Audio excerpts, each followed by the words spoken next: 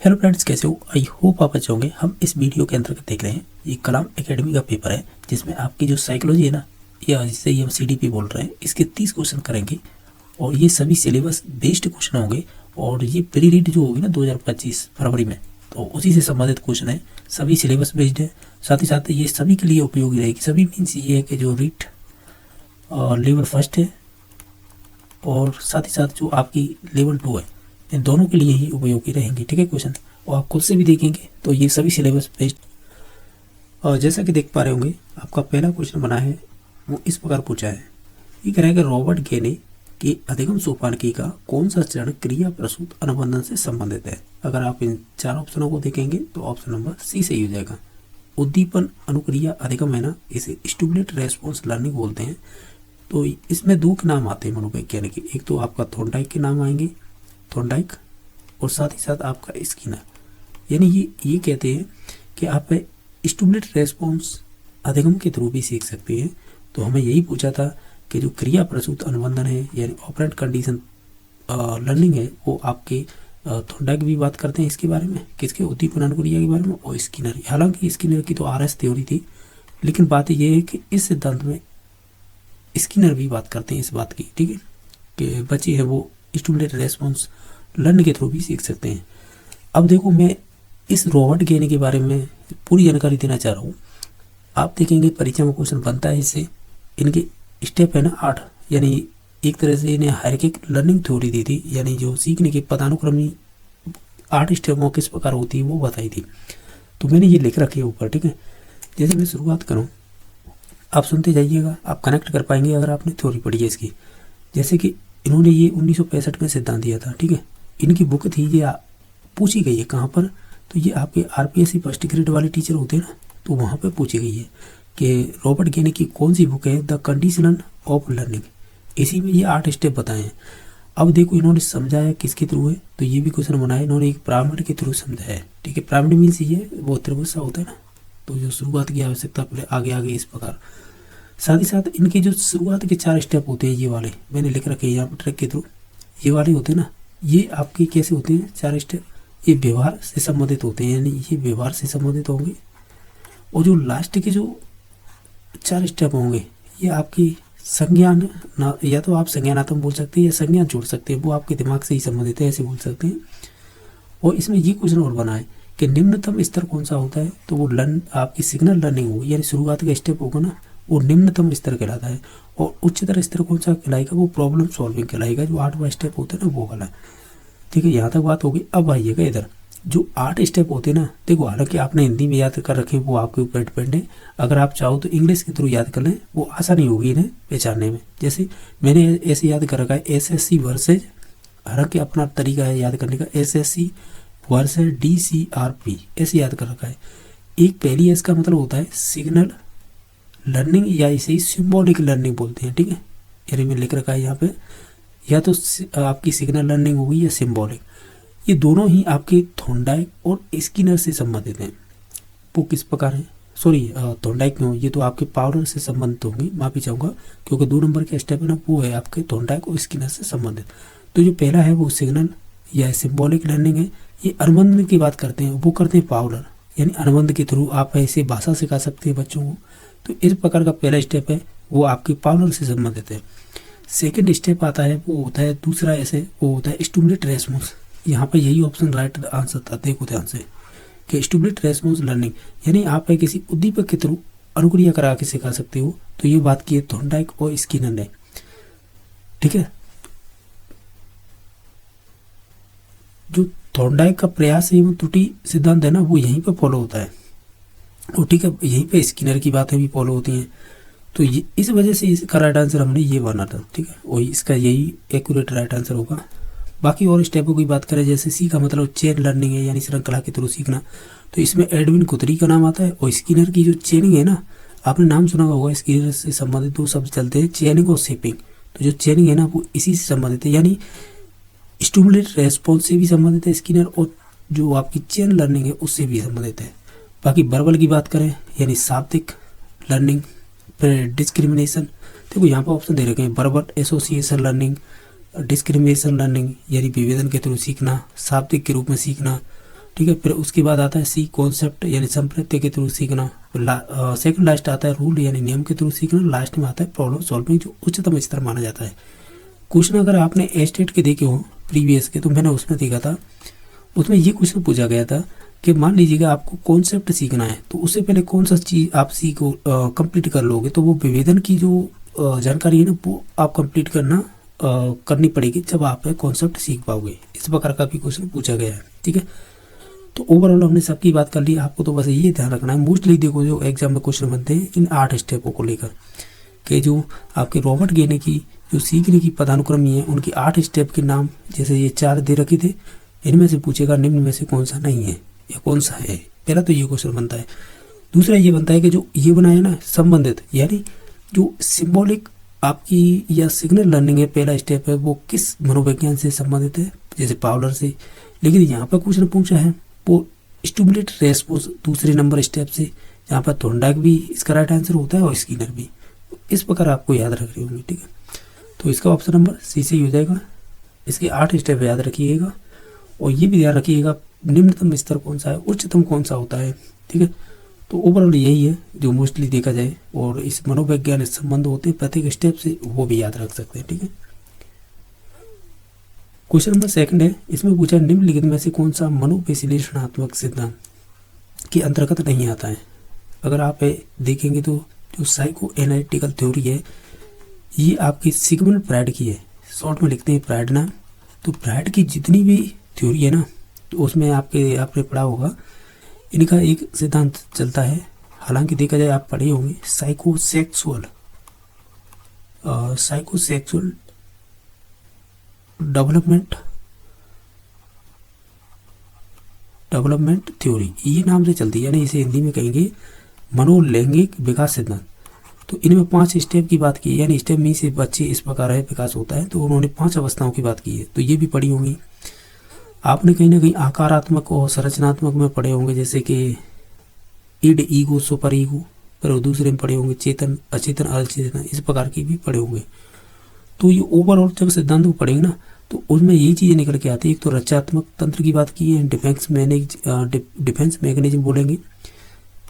ये देखो इंग्लिश में तो थेनाटोस बोलते हैं, हालांकि हिंदी में जैसे थानटोस कह रहा है, हम तो थेनाटोस ही बोलेंगे, ठीक है। और बाकी साइको सेक्सुअल डेवलपमेंट ये ऑप्शन नंबर बी में दे रखा है, जिसे कहेंगे मनोलैंगिक विकास सिद्धांत। लेकिन जो आपकी जो है ना प्रतिरूप, जैसे कह रहे हैं आर्कीटाइप, इसकी बात नहीं की है। तो ओवरऑल आपको सिद्धांत की पूरी जानकारी होगी तभी आंसर लगा सकते हैं, ठीक है। तो ऑप्शन नंबर इसका डी सही हो जाएगा। हालांकि जो इनकी जो साइको सेक्सुअल डेवलपमेंट थ्योरी है ना, इसके 5 स्टेप कौन कौन से मैं वो ट्रिक के थ्रू बता सकता हूँ। जैसे कि इसकी ट्रिक है वही LPG, बस ये है। ओ सी हो जाएगी ओरल स्टेज जो पहले नंबर की, दूसरी हो जाएगी एनल स्टेज, ठीक है, यानी गुदी अवस्था या गुदावस्था बोलते हैं। तीसरी हो जाएगी फेलिक स्टेज जिसमें आपकी ओडिपस और ग्लैंड्स की बात की जाती है, और एल से हो जाएगी लेटेंट 4 नंबर की, और लास्ट की होती है जेनिटल।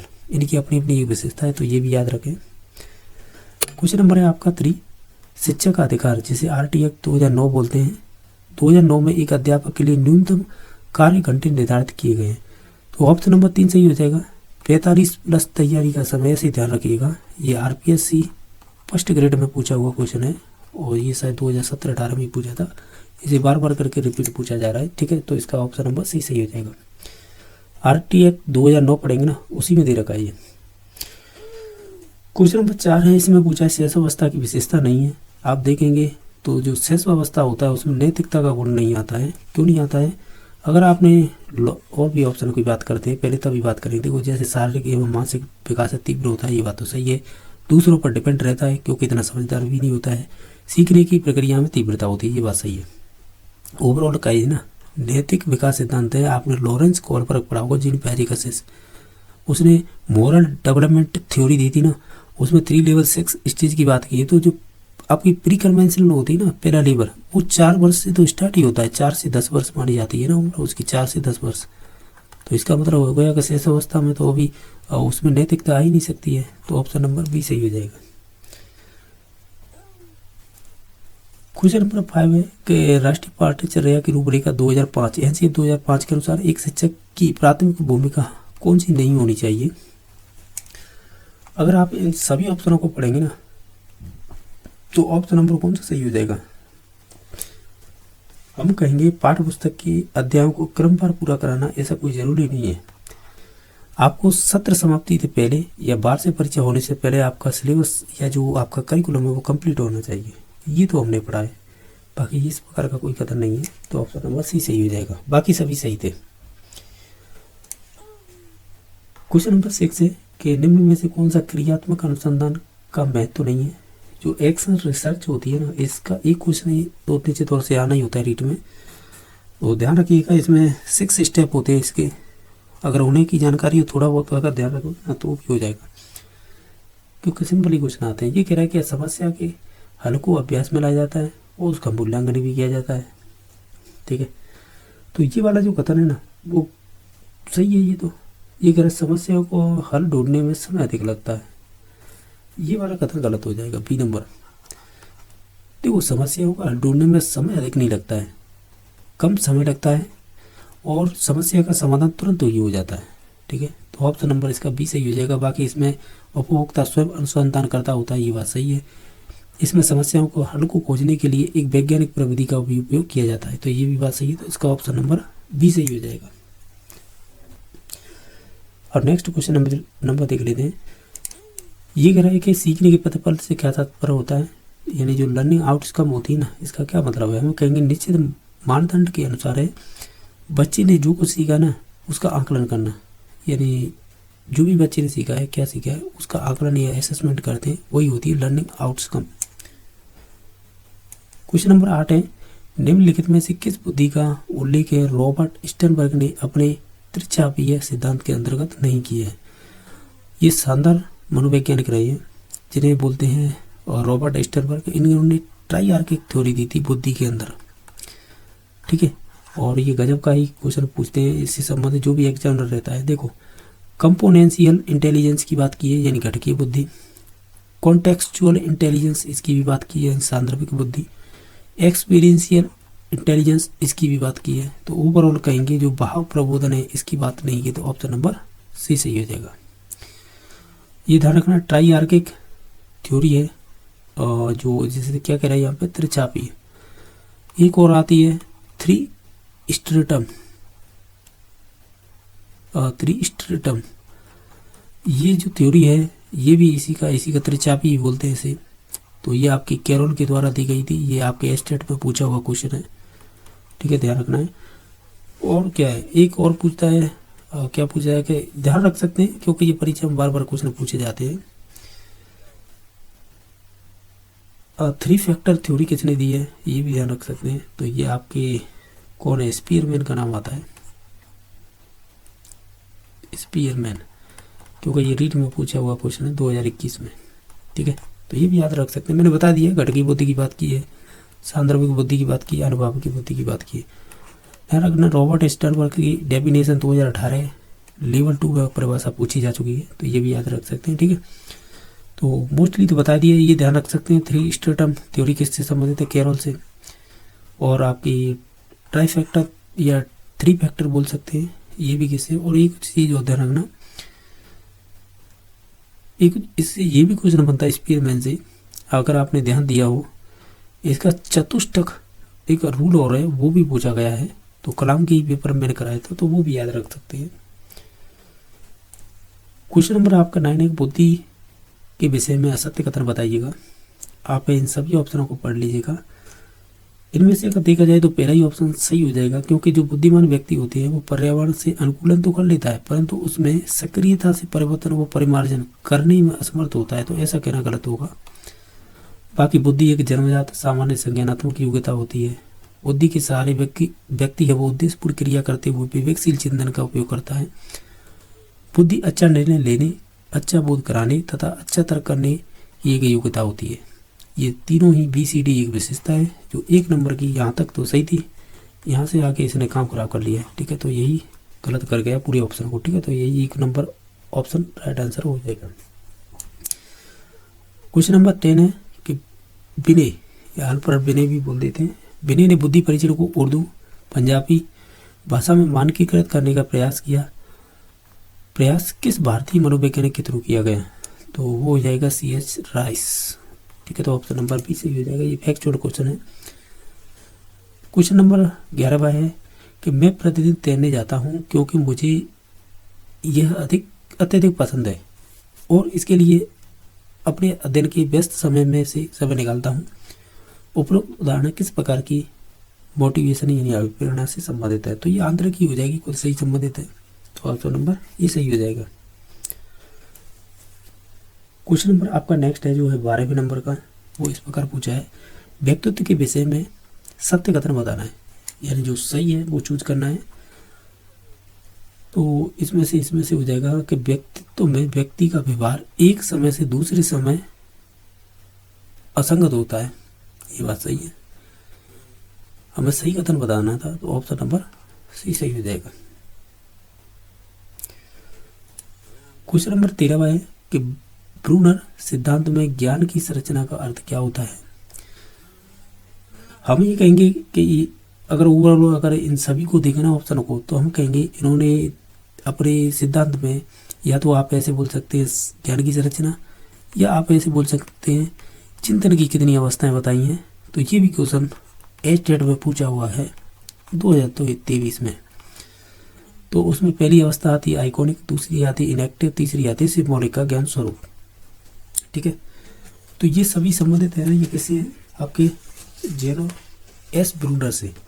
हालांकि यहाँ पे ब्रूनर लिखा है, इनका अगर नाम देखते हैं तो जेरोम एस ब्रूनर निर्मितवादी कहलाते हैं। अगर आपने इसके पॉलिटिक नाम सुना हो, जैसे आप मचान बोलते हो, तो ये जो शब्द है ना, इसी ने दिया था जेनरल ब्रूनर ने, और इन्होंने 3 अवस्थाएं बताई थी, चिंतन की, या चिंतन की अवस्था बोल सकते हैं, या ज्ञान की संरचना का अर्थ पूछ सकते हैं। वो राइट आंसर होगा बी नंबर। इन्होंने जो शुरुआत की है ना, वो इस प्रकार की है। इनकी जो पहली अवस्था है वो हो जाएगी इनएक्टिव, दूसरे नंबर की अवस्था हो जाएगी आइकॉनिक, तीसरे नंबर की हो जाएगी सिंबॉलिक। इसमें ये बताते हैं जो इनएक्टिव होती है ना, इसमें बच्चे क्या हैं, अपनी गांभ क्रियाओं के थ्रू सीखते हैं। आइकॉनिक वो होती है जिसमें अपनी मानसिक निरूपण के थ्रू यानी मेंटल इमेज के थ्रू सीखते हैं। सिंबॉलिक वो होती है कह सकते हैं आप शब्दों या भाषाओं के थ्रू सीखना। तो इस प्रकार का ही है। इनका एक SSD नाम याद रख सकते हैं। पहली S से होती है इसके पॉलिटिक शब्द दिया था, दूसरी S से संबंधित होती है, ये स्पाइरल की बात करते हैं, सॉरी स्पाइरल, यानी ये कहते हैं बच्चों का पाठ्यक्रम होता है या करिकुलम होता है वो कैसा होना चाहिए, स्पाइरल होना चाहिए। ये एस्टेट 2018 में पूछा हुआ क्वेश्चन है। ठीक है, और डी का मतलब होता है डिस्कवरी, एक आता है डिस्कवरी उपागम बोल सकते हैं, या फिर आप ऐसे क्या बोल सकते हैं, खोज उपागम बोल सकते हैं, क्योंकि क्वेश्चन बने हैं, ये RPSC फर्स्ट ग्रेड में पूछा हुआ क्वेश्चन है। तो ओवरऑल मैंने बता दी है कि जेनरल ब्रूनर का ये एक तरह से निर्मितवादी कहलाते हैं। ये निर्मितवादी आ जाए शब्द, इसका मतलब होता है बच्चा खुद ज्ञान का निर्माण करता है। तो वही पूछा ज्ञान की संरचना का अर्थ क्या होता है, तो इनकी अवस्थाएं दे रखी थी, पहले नंबर की इनएक्टिव, दूसरे नंबर की आइकॉनिक, तीसरे नंबर की सिंबॉलिक। एस्टेट में ये क्वेश्चन पूछा है चिंतन की कितनी अवस्थाएं होती हैं, तो वो तीनों के नाम यही है। SSD का मतलब मैंने बता दिया, पहली S से मतलब स्कैफोल्डिंग जो शब्द दिया था इन्होंने। हालांकि इसे फेमस किया था वाइगोत्स्की ने, क्योंकि वही अपने कह सकते हैं सिद्धांत में ज़्यादातर उपयोग करते हैं स्कैफोल्डिंग को। दूसरी S से मतलब होता है स्पाइरल करिकुलम, बच्चों का सिलेबस कैसा होना चाहिए या करिकुलम कैसा होना चाहिए, स्पाइरल होना चाहिए। डी का मतलब होगा डिस्कवरी अप्रोच बोल सकते हैं, क्योंकि उपागम को अप्रोच ही बोलेंगे। ठीक है, तो हम ये कहेंगे कि खोज उपागम की बात कौन करते हैं, ब्रूनर। तो इस प्रकार ओवरऑल क्योंकि इनसे क्वेश्चन अच्छे बनते हैं। क्वेश्चन नंबर आपका 14वां है, एक है H.J. आइजेंक का व्यक्तित्व सिद्धांत निम्न में से किस एक विशिष्ट समाविष्ट नहीं है या नहीं करता है। अगर आपने ध्यान से पढ़ा हो आइजेंक, इसे आइजेंक भी बोल देते हैं, तो इन्होंने बात की है, देखो एक्स्ट्रावर्जन यानी जो बहिर्मुखी वाले व्यक्ति होते हैं, एक है न्यूरोस्टिक, तो इसकी भी बात की है, और एक है साइकोटिज्म या साइकोटिज्म बोल सकते हैं, तो इनकी बात की, इन तीनों की बात की है। जो आपके ओपननेस होते हैं ना, जो निश्चल होते हैं, इनकी बात नहीं की है। यानी आप जब व्यक्तित्व चैप्टर पढ़ेंगे तो उन्होंने व्यक्तित्व के 3 प्रकार यही बताए थे, बहिर्मुखी, मनस्ताप, मनोविक्षिप्तता। ठीक है, तो इस प्रकार तो ऑप्शन नंबर इसका डी सही हो जाएगा, जिसकी बात नहीं की है।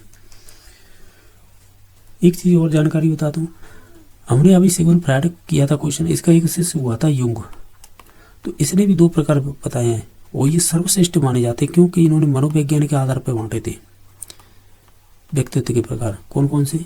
एक तो आता है इंट्रोवर्ट और एक आता है एक्सट्रोवर्ट, तो ये याद रख सकते हो। अंतर्मुखी और बहिर्मुखी मतलब है इनकी बहुत ज़्यादा आलोचना होने के बाद बहुत से मनोवैज्ञानिक इसके पीछे पड़ गए थे कि ऐसे कैसे हो सकता है कि जो इंट्रोवर्ट और एक्सट्रोवर्ट है इनके मध्य में कोई गुण नहीं पाया जाता। फिर इन्होंने एक तीसरा प्रकार बताया था जिसे बोलते हैं उभयमुखी बोल सकते हैं। तो इन्होंने फिर बाद में 3 प्रकार बताए, शुरुआत में 2 ही प्रकार रीट में पूछा हुआ क्वेश्चन है। क्वेश्चन नंबर आपका 15वां है कि निम्नलिखित में से किसका संबंध है वो युक्तिकरण से है। आपने डिफेंस मैकेनिज्म पढ़ी होंगी, तो उसी में चलते थे रैशनलाइजेशन, इसे इंग्लिश में कहते हैं रैशनलाइजेशन यानी युक्तिकरण। मतलब ये है कि इसमें आपको जो भी आप तर्क देंगे ना, यानी ऐसे बोल सकते हैं जैसे आपने झूठ बोला कोई, तो उस झूठ के लिए आपके पास कोई तर्क होना चाहिए, वही होता है रैशनलाइजेशन या युक्तिकरण। जैसे अस्वीकार विचार के लिए स्वीकार कारण, यही वाला ऑप्शन सही हो जाएगा।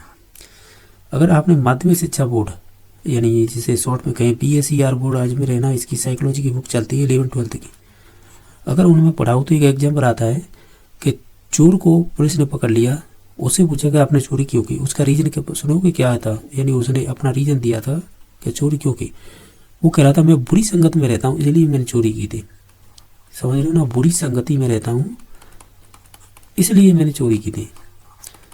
तो इसका मतलब उसका तर्क सही था कि यानी वो गलत जो भी बुरी संगति उनके साथ रह रहा है इसलिए वो चोरी उसी प्रकार की कर रहा है, तो हो गया ना तर्क। तो इस प्रकार के तर्क देना ही आपकी युक्तिकरण के अंतर्गत आएगा। क्वेश्चन नंबर नेक्स्ट है 16वां कि सृजनात्मक व्यक्ति की अनिवार्य विशेषता निम्नलिखित में से कौन सी नहीं है। यानी जो सृजनशील व्यक्ति वाले या चाइल्ड को बोल लो, कुछ भी बोल लो, तो इनके बारे में ऐसी कौन सी विशेषता है जो नहीं हो सकती। जटिलता पसंद करते हैं, यानी बिल्कुल, क्योंकि जटिलता और सृजनात्मक बच्चों की एक विशेषता होती है। स्वतंत्र निर्णय लेते हैं, ये बात सही है। अपने ऊपर भरोसा रखने वाले होते हैं, बिल्कुल, यानी कह सकते हैं अपने ऊपर भरोसा रखते हैं। लेकिन जो नियमों का सदैव पालन करते हैं ना, ये वाले बालक है वो सृजनशील नहीं हो सकते। ठीक है, तो ऑप्शन नंबर डी सही हो जाएगा। ये कह रहा बीजगणित के प्रश्नों को हल करने के लिए जोड़, बाकी, गुणा, भाग का ज्ञान आवश्यक है। उपयुक्त कतर किस प्रकार के अधिगम अंतरण की ओर संकेत करता है। आपने उर्दू अंतरण पढ़ा होगा जिसे इंग्लिश में कहते हैं वर्टिकल ट्रांसफर। इसका मतलब ही यही होता है कि जैसे आपने जोड़ सीख लिया, उसके बाद आप बाकी सीख लें, फिर गुणा भी सीख जाएं, फिर भाग भी, यानी क्रम में सीखते जाएं। तो वही होता है जैसे आप साइकिल चलाना जानते थे, साइकिल से आपने सीख ली, साइकिल से तो मोटरसाइकिल हो जाएगी, तो मोटरसाइकिल सीख ली, मोटरसाइकिल से कार सीख जाए, तो ये क्या है, उर्दू अंतरण ही माना जाता है। अब जैसे मैथ जानते हैं, मैथ की बात आप फिजिक्स सीख जाए तो यही होगा आपका उर्दू अंतरण। नेक्स्ट क्वेश्चन नंबर देख लेते हैं 18वां। व्यक्तिगत भिन्नता का ज्ञान अध्यापक को मदद करेगा। तो ये तो अच्छा क्वेश्चन है क्योंकि व्यवहारिक क्वेश्चन पूछा है, तो हम कहेंगे शिक्षण अधिगम प्रक्रिया की योजना बनाने में बेस्ट रहेगा। नेक्स्ट है 19वां नंबर क्वेश्चन। बालक के विकास के संबंध में कौन सा कथन गलत है। अगर आप ऑप्शनों को ध्यान से देखें तो सभी ऑप्शनों को पढ़ लेते हैं तभी मालूम होगा। जैसे ये कह रहा है ये परिपक्वता तक चलता है, बालक का विकास है वो हम ये कहते हैं जीवन पर्यंत चलता है, सही है ना। बाकी और भी ऑप्शन पढ़ते हैं, ये एक सतत प्रक्रिया है, ये बात तो सही है। ये परिवर्तनों का प्रगतिशील क्रम है, ये भी बात सही है। यह जन्म पूर्व अवस्था में भी होता है। जन्म पूर्व नहीं चाहिए कि जब तक जन्म नहीं लेता है बच्चा तब तक माता के पेट में ही रहता है, तो वो भी आपका इसमें इंक्लूड होता है डेवलपमेंट में। तो हम ये कहेंगे ये केवल मैच्योरिटी तक चलता है। मैच्योरिटी का मतलब समझ रहे हो ना, ये एक आपकी ऑटोनोमस प्रोसेस होती है। ऑटोनोमस मीन्स ये है ये अपने आप ही आने वाला डेवलपमेंट होता है आपके अंदर। जैसे कि आप कम उम्र के हैं तो बहुत सारी ऐसी चीज़ें हैं जिन्हें नहीं कर पाएंगे, तो वो समय के अनुसार जैसे जैसे बड़े होंगे तो फिर आप करने लग जाएंगे। तो निश्चित तौर से परिपक्वता का एक लिमिट होती है, इतनी उम्र तक ही मैच्योरिटी आएगी, फिर उसके बाद है फिर किशोरावस्था, फिर एडल्ट हो जाएंगी, तो उसके बाद है वयस्क अवस्था, इस प्रकार आगे चलेगी। तो वो फिर मैच्योरिटी की फिक्स समय सीमा होती है। तो ये कह रहा है कि जो विकास है बालक का वो मैच्योरिटी तक चलता है, तो यही वाला कथन गलत हो जाएगा। ठीक है, बाकी ऑप्शन सभी पॉजिटिव थे, तो इस आधार पे भी आप आंसर पे जा सकते थे। तो ऑप्शन नंबर ए सही हो जाएगा। इनमें से कौन सा ही वो सही है? पावलर ने उत्सर्जित अनुक्रिया थी ना। पावलर तो आपके संबंधित हो जाएंगे शास्त्रीय अनुबंधन सिद्धांत, इसे क्लासिकल कंडीशन थ्योरी बोलते हैं, तो शास्त्रीय अनुबंधन से संबंधित है। बाकी थॉर्नडाइक क्रिया प्रसूत साचार, देखो क्रिया प्रसूत की जब भी बात होगी तो स्किनर आएगा, क्योंकि उन्हीं ने ऑपरेंट कंडीशन थ्योरी दी थी। ठीक है, बाकी कॉलर ने अंतर्दृष्टि सिद्धांत दिया था, या इंसाइट लर्निंग की बात करते हैं, बिल्कुल सही बात है। ये कहते हैं कि आपको जो भी समस्या का समाधान अचानक आए आपके दिमाग में, वही होता है आपका अंतर्दृष्टि। तो कॉलर, कोप्पा, मैक्स, वर्दीमर, इन तीनों के नाम आते हैं, तो ये बात तो सही है। स्किनर ने अधिगम के नियम दिए थे ना। अधिगम के नियम, लॉ ऑफ लर्निंग की बात की जाती है। तो ये आपके 3 मुख्य नियम आते हैं, ये थॉर्नडाइक के आते हैं, मुख्य नियम सीखने के। ठीक है, जिसे पीटीए बोलते हैं, प्रभाव, तत्परता, अभ्यास। तो इस प्रकार ये भी नहीं होगा, ये भी नहीं था, ये भी नहीं था, ऑप्शन नंबर बी सही था। क्वेश्चन नंबर 21 है, निम्न में से कौन सा एक विशिष्ट अधिगम अक्षमता का उदाहरण होगा? यहाँ पर देखिए डिसेबिलिटी, तो वो हो जाएगी डिसलेक्सिया। जो पढ़ने संबंधित डिसेबिलिटी होगी ना, उससे संबंधित होती है। बाकी स्वलीनता, ये ऑटिज्म कहते हैं इसे। ये रीट 2018 में पूछा हुआ क्वेश्चन है, लेवल 2 में, शायद लेवल 2 में नहीं तो लेवल 1 में पूछा होगा। ADHD, ADHD इसे बोलते हैं ध्यान अभाव अतिशीघ्रता विकार। तो ये है, और जो मानसिक मंदता है, ये सभी है ना, ये विकासात्मक विकार हैं, तो ये ध्यान रखना है। ये भी क्वेश्चन रीट में पूछे हुआ क्वेश्चन है। हालांकि ये क्वेश्चन मुझे ऐसा लग रहा है एस्टेट से कॉपी किया है, क्योंकि एस्टेट में पूछा हुआ है इसी प्रकार का क्वेश्चन। ठीक है, उसमें इन पर बहुत ध्यान दिया जाता है। जैसे जो डिसेबिलिटी होती है ना, लर्निंग डिसेबिलिटी, वो अलग प्रकार होती हैं, और जो विकासात्मक विकार होते हैं उसमें स्वलीनता भी आ जाती है, ADHD भी आ जाती है, मानसिक मंदता भी आ जाती है, और भी शब्द दे रखे हैं। तो ये वहाँ से क्वेश्चन पूछा है। ठीक है, हालांकि रीट में तो स्वलीनता पूछा जा चुका है, ये भी पूछा जा चुका है, ये भी पूछा जा चुका है, ये भी पूछा जा चुका है। तो हम ये कहेंगे कि दोनों भी परीक्षा में पूछा है, एस्टेट में भी और रीट में भी। क्वेश्चन नंबर 22 है कि दृष्टि से उजल हो जाने के बाद मस्तिष्क से उजल हो जाना किस अवस्था की विशेषता है? सिंपल है, सेंसरी मोटर स्टेज हो जाएगी, जीन पे आ जाएगी। ये कह रहा है कि out of site, out of mind, यही मतलब दृष्टि से उजल हो जाना। अगर आपने जीन पे पढ़ा है ना ध्यान से, तो जो सेंसरी मोटर स्टेज है ना, इसकी भी 6 उपावस्थाएं, अगर पढ़ा हुआ आपने ध्यान से। उन अवस्थाओं के तो मैं नाम नहीं बताऊंगा, पर मैं तो RPSC टीचर, बस ये है, ये 6 स्टेप है। तो आप एक चीज ध्यान रखिएगा, क्या रखिएगा कि जब भी बच्चा 0 से लेकर 18 माह के मध्य होगा, तो वो यही स्थिति, आंखों से ओझल हो जाना। जैसे 18 से 24 होता है माँ का बच्चा, तो वो फिर ऑब्जेक्ट परमानेंस, यानी उसके मस्तिष्क में परमानेंस, या तो आप इसे पहला थॉट बोलेंगे, पहला थॉट, या थॉट में से यह पहला चिंतन बोलिएगा, पहला चिंतन, पहला मानचित्र उसके दिमाग में, ये सभी चीज़ें। यानी आप एक ओवरऑल मैं समझा दूँ, दृष्टि से ओझल हो जाने का, मस्तिष्क से ओझल हो जाने का मतलब ये है, बच्चे के सामने कोई भी चीज़ है, उसे कोई फर्क नहीं पड़ रहा है, यानी उसे ना तो ये समझ में आ रहा है कौन सामने है, समझ रहे हो ना उस चीज़ से। ऑब्जेक्ट परमानेंस का मतलब ये है कि उसके सामने जो चीज़ होगी ना, जैसे कोई खिलौना होगा या कोई अन्य चीज़ हुई, अगर आप उसे चुराते हैं, उठाते हैं, तो वो निश्चित तौर से आपके पीछा करने लग जाएगा। यानी उसके मस्तिष्क में क्या हो रहा है, या तो पहला चिंतन है या पहला मानचित्र है, और ऐसे ही बोल सकते हैं इंग्लिश में, ऑब्जेक्ट परमानेंस बनना स्टार्ट हो गया है, ये है इसका मतलब। ठीक है, जब आप सेंसरी मोटर स्टेज की 6 उपावस्था को पढ़ेंगे, तो उस लास्ट वाली होती है ना, सेकंड लास्ट, 5 और 6वीं, तो वो इन्हीं से संबंधित होती है। तो आप पढ़ेंगे तो इन चीज़ों का मालूम होगा। ठीक है, तो इसका ऑप्शन नंबर 1 सही हो जाएगा।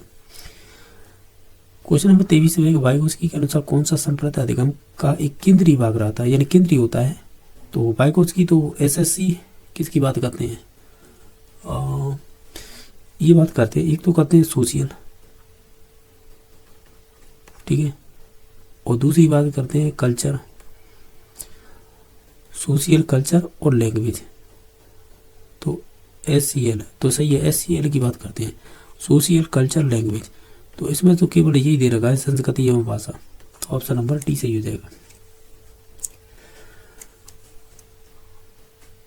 बाकी और बात करें ना, जैसे ऑप्शन दे रखे मैं बता दूं, जब भी प्रॉक्सिमिटी की बात होगी तो वो ये आपके अंतर्दृष्टि वाले है ना, अंतर्दृष्टि वाले जितने भी मनोवैज्ञानिक हैं, जैसे कॉलर कोप्पा, मैक्स वर्दीमर, उनसे संबंधित है ये सब।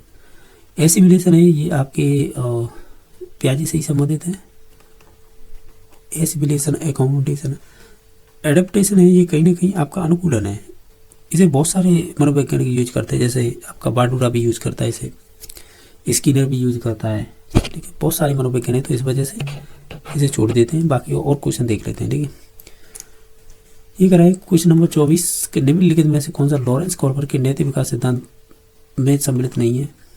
देखो उन्होंने 3 लेवल बताए थे। पहला लेवल पहला क्यों है, प्री कन्वेंशनल होता है, तो इसमें प्री कन्वेंशनल तो नहीं दे रखा है, लेकिन प्री मॉरल दे रखा है, तो वही लेवल फर्स्ट है ये, ठीक है। कन्वेंशनल दे रखा है, ये लेवल 2 है, ठीक है, जैसे कन्वेंशनल बोल रहे हैं। अब इसमें पोस्ट कन्वेंशनल नहीं दे रखा है, लेकिन पोस्ट कन्वेंशनल की एक अवस्था का नाम दे रखा है, जैसे आत्म अंगीकृत नैतिक मूल्य बोलते हैं, यानी self accepted moral principle liable. तो ओवरऑल कहें तो A, B और D ये तो संबंधित है, लेकिन क्रियात्मक स्तर संबंधित नहीं है, क्योंकि ये ऑपरेशन लेवल कह रहा है। ऑपरेशन जब भी शब्द आता है ये तो जो जीन प्याजे ना उनकी अवस्थाओं में ही चलता है। जैसे जीन प्याजे की, चलो मैं ऊपर की तरफ दिखा देता हूँ, यहाँ पर देखो यहाँ देखो, ये दृष्टि से उजल हो जाने की बात है, आंखों से उजल हो जाना या मस्तिष्क से उजल हो जाना, इस प्रकार का ये पूछा ना। इसमें देखो सक्रियात्मक ऑपरेशन, तो ये उनके टर्म में यूज किया जाता है जीन प्याजे की, ठीक है। तो इससे तो कोई संबंध ही नहीं है। हमें तो लॉरेंस कॉल्बर ने पूछा था, तो उसके संबंधित नहीं होगा, तो 3 नंबर ऑप्शन हो जाएगा। क्वेश्चन नंबर 25 है, वो इस प्रकार पूछा है कि चिंतन के उपकरण में सम्मिलित उपकरणों का सही युग्म कौन सा है। तो चिंतन के उपकरण की बात कर रहा है, तो सही युग्म हो जाएगा इसमें से जैसे कि ऑब्जेक्ट, कॉन्सेप्ट और सिंबल, यानी वस्तु, संप्रति, चिन्ह, ये ज़्यादा सही रहेंगे आपके चिंतन के उपकरण में। बाकी 26 नंबर क्वेश्चन ये था कि निम्नलिखित में से किस व्यक्तित्व परीक्षण का संबंध आपके रोजनबेर्ग से है। हालांकि इंग्लिश देखें तो रोजनविंग लिखा रहता है, हम भी इसी प्रकार पढ़ते हैं रोजनविंग, लेकिन इसने लिखा है तो कुछ ऐसा लिख दिया, कोई दिक्कत नहीं है। तो इन्होंने तो PFT दी है, PFT यानी जैसे इंग्लिश में क्या कह रहे हैं, पिक्चर फ्रैक्टेशन टेस्ट, चित्र नैराश्य परीक्षण, या इसे कुंटा और बोल देते हैं, ये भी ध्यान रखना, यानी चित्र कुंटा परीक्षण, ठीक है। तो ऑप्शन नंबर बी सही हो जाएगा। बाकी 16 व्यक्तित्व कारक प्रश्नावली है, ये तो आपकी किसकी है, कैटल की है, ठीक है। और बाकी प्रसंगात्मक बोध परीक्षण इंग्लिश में ध्यान रखिएगा, थेमेटिक एप्रिसिएशन टेस्ट बोलते हैं, जैसे TAT, ये आपकी दी थी मॉर्गन एवं मुर्रे ने, ठीक है, मॉर्गन एवं मुर्रे ने, कब 1935 में। अब इसमें काट पाट की बात नहीं करें, डायरेक्ट ये ध्यान रखें कि TAT किसका मापन करता है, तो व्यक्तित्व का, ये ध्यान रखें। बाकी इसके बारे में हमें नॉलेज नहीं है, इसका तो right answer B number option हो गया था। 27 नंबर क्वेश्चन इस प्रकार है कि निम्नलिखित में से जेम्स ड्रेव द्वारा वर्गीकृत कल्पना का एक प्रकार नहीं है। ये माध्यमिक शिक्षा बोर्ड की बुक में से पूछा है। तो देखिएगा कि रचनात्मक कल्पना है ना, यही नहीं प्रकार बताया था, बाकी सैद्धांतिक बताया था, सौंदर्य बोधी बताया था, व्यवहार की भी बताया था। तो इसमें से ऑप्शन नंबर ए सही हो जाएगा, ठीक है। क्वेश्चन नंबर 28 में निम्नलिखित में से पूर्व बाल्यावस्था की एक विशेषता नहीं है। रीट में से क्वेश्चन निश्चित तौर से आता है प्री चाइल्डहुड से। कल्पनात्मक चिंतन का काल होता है, तो ये बात तो सही है। एज ऑफ इमेजिनरी थिंकिंग, ठीक है। मौलिक तर्क करने प्रयोग करने का समय होता है ये, ठीक है। अनुकरण द्वारा भी सीखता है, ये भी बात सही है, तो फिर ये वाला गलत हो जाएगा। खिलने का काल नहीं है, ये तो फिर उत्तर बाल्यावस्था की विशेषता हो जाएगी, उत्तर बाल्यावस्था, ठीक है। बाल्यावस्था यानी आपने सुने होंगे, एक तो होती है टॉयज, ये आपकी शायद 2011 की परीक्षा में पूछा था, ये तो होता है आपकी पूर्व बाल्यावस्था से संबंधित। एक होता है प्ले एज, ये संबंधित होता है उत्तर बाल्यावस्था से, समझे होंगे। ये पूर्व है, ये उत्तर है, बस इतना ही अंदर है। इस वजह से ये क्वेश्चन का right answer C number option हो जाएगा। चाहे तो आप एज ऑफ प्लेइंग कह लीजिए तो भी उत्तर बाल्यावस्था राइट आंसर होगा, लेकिन यहाँ पर टॉयज आती तब इसका राइट आंसर होता है पूर्व बाल्यावस्था की ये विशेषता है। अब क्वेश्चन नंबर नेक्स्ट देखिएगा, जो है 29 नंबर, वो इस प्रकार पूछा है ये कह रहा है कि एक बालक की कॉपी में अधिक काट छाट देखने को मिलती है। इसके अलावा अक्षर का लोभ भी मिल जाता है। वो छोटी बड़ी अंग्रेजी वर्णमाला अंतर न कर पाना भी दृष्टिगत होता है। बालक निम्नलिखित में से किस अधिगम निरोगता से ग्रसित है? देखो, पहली बात तो वो काट छाट करता है। इनके अलावा कई शब्दों को वो गायब कर देता है, लोप कर देता है। और छोटी बड़ी अंग्रेजी वर्णमाला में अंतर नहीं कर पाता, जैसे ए और इस ए में नहीं अंतर कर पाता, जैसे बी और डी में अंतर नहीं कर पा रहा है। तो ये सभी चीज़ें हैं ना कहीं आप इन सभी विशेषताओं को देखेंगे तो ये लेखन संबंधी डिसेबिलिटी संबंधित हो जाएंगी। तो ऑप्शन नंबर बी सही हो जाएगा। क्वेश्चन नंबर 30 है कि एक प्रतिभाशाली बालक से संबंधित असत्य कथन बताइएगा। तो देखिएगा सभी ऑप्शनों को पढ़ के। ये कह रहा है कि प्रतिभाशाली बालकों की बुद्धि लब्धि है सामान्यतः 1 से 20 से अधिक होती है। तो ये बात सही है। हालांकि जो टर्मन है एक मनोवैज्ञानिक हुए ना जिन्होंने IQ का सूत्र दिया था, वो कहते हैं जिनकी बुद्धि लब्धि 140 से अधिक होती है वो प्रतिभाशाली होते हैं। ठीक है, अलग अलग मनोवैज्ञानिक अपने तरीके से बताते हैं। टर्मन इसलिए याद किया जाता है कि उन्होंने एक टेबल बताई थी, तो इस वजह से। दूसरा ऑप्शन, प्रतिभाशाली बालक को समायोजित नहीं हो सकता। क्यों नहीं हो सकता? बिल्कुल हो सकता है। यही कथन हमें सत्य बताना था, तो राइट हो जाएगा। बाकी जो भी एनरिचमेंट प्रोग्राम होते हैं वो प्रतिभाशाली बालकों से संबंधित होते हैं, ये बात सही है। एक उपरोक्त कथनों में से कोई भी कथन सत्य नहीं है। ये क्या कह दिया इसने? क्यों असत्य है ना? 2 नंबर इसने कन्फ्यूज करने के लिए डाला है। ये कह रहा है उपरोक्त कथनों में से कोई भी असत्य नहीं है, क्योंकि हम करें असत्य है, तो यही राइट आंसर है। ठीक है, जैसे कि आपको एक गद्यांश दे रखा है। ठीक है, यानी जो 30 क्वेश्चन होंगे ना आपके, इसमें देखो 15 क्वेश्चन तो आपके ग्रामर के होंगे, 15 क्वेश्चन आपके टीचिंग मेथड, इस प्रकार 30 क्वेश्चन होंगे। तो 31 नंबर क्वेश्चन से लेकर और जो 35 तक है एक आपको गद्यांश दे रखा है। इसको एक बार रीड कर लीजिएगा, क्योंकि इन्हीं से संबंधित शब्द देकर पूछा जाता है क्वेश्चन। तो जैसे 31 नंबर क्वेश्चन है, इसमें पूछा है गद्यांश में प्रयुक्त निम्न समस्त पदों में किसमें कर्मधारय समास होगा। अगर आप इन सभी ऑप्शनों को देखेंगे तो गोधन में है समास हो जाएगा कर्मधारय। हालांकि देखा जाए गोधन यानी अगर इसका समास विग्रह करेंगे तो गो धन के लिए इस प्रकार का बनेगा। हम कहेंगे जो धन के लिए ये गो है विशेषण का काम करेगा। और इसकी आप विशेषता तो जानते होंगे, कहीं ना कहीं ये जो आपका कर्मधारय समास होता है ना, ये तत्पुरुष समास का एक भेद होता है। और हम जानते हैं कर्मधारय समास में उत्तर पद प्रधान होता है, यानी उत्तर पद में से दूसरा पद प्रधान होता है, ऐसे बोल सकते हैं। और साथ ही साथ आप जानते होंगे इसमें पूर्व पद होता है वो विशेषण का ही कार्य करेगा। ठीक है, और साथ ही साथ इसमें उपमेय और उपमान की बात की जाती है। साथ ही साथ आप जानते होंगे, एक सेकंड कहाँ भाग रहा है ये, दूसरी बात ये भी की जाती होगी कि यहाँ पे विशेषण विशेष की बात होती है, इसकी यही मोस्टली पहचान होती है। ठीक है, तो ओवरऑल हमने सब कुछ देख लिया है। मैंने समास विग्रह भी कर दिया, ये विशेषण के रूप में कार्य करेगा गो धन के लिए। तो इस प्रकार ऑप्शन नंबर बी सही हो जाएगा। क्वेश्चन नंबर 32 है कि संधि की दृष्टि से बीमेल है, यानी एक तरह से बीमेल है या भिन्न है या अलग है, वो हमें चूज करना है इसमें से। अगर आप इन सभी को देखेंगे तो पवित्र हो जाएगा अलग, क्योंकि इसमें है आपकी अयादि संधि। आप जानते होंगे अयादि संधि में इसका जो संधि कह सकते हैं विग्रह करेंगे कुछ इस प्रकार होगा, या संधि विच्छेद करेंगे तो पो प्लस इत्र आप जानते होंगे, जो प प्लस ओ का अब हो जाएगा। ठीक है, इस प्रकार इसमें पवित्र बन जाएगा। आप जानते होंगे किस प्रकार बनेगा, मैं एक बार इधर कर दूं तो पो प्लस इत्र। तो मैंने बताया था अगर इसमें से ओ अलग करेंगे तो प हलंत हो जाएगा, ओ हो जाएगा, साथ ही साथ में इत्र तो संगी चल ही रहा है। ठीक है, अगर ओ का हम अब कर दें और वो भी हलंत होगा ये, तो ये कुछ इस प्रकार नहीं हो गएगा पूरा ही संधि विच्छेद। ये इस अब आ है ना, इसमें प में मिलेगा, ये पूरा हो जाएगा। ये ई है वह में मिलेगी तो ये वी हो जाएगी, और लास्ट में त्र, इस प्रकार बनेगा पवित्र।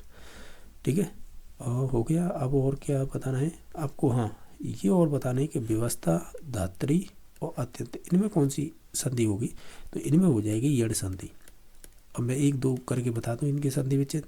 जैसे व्यवस्था है, व्यवस्था को हम कहाँ पर ले लें? यहाँ पर ले लें।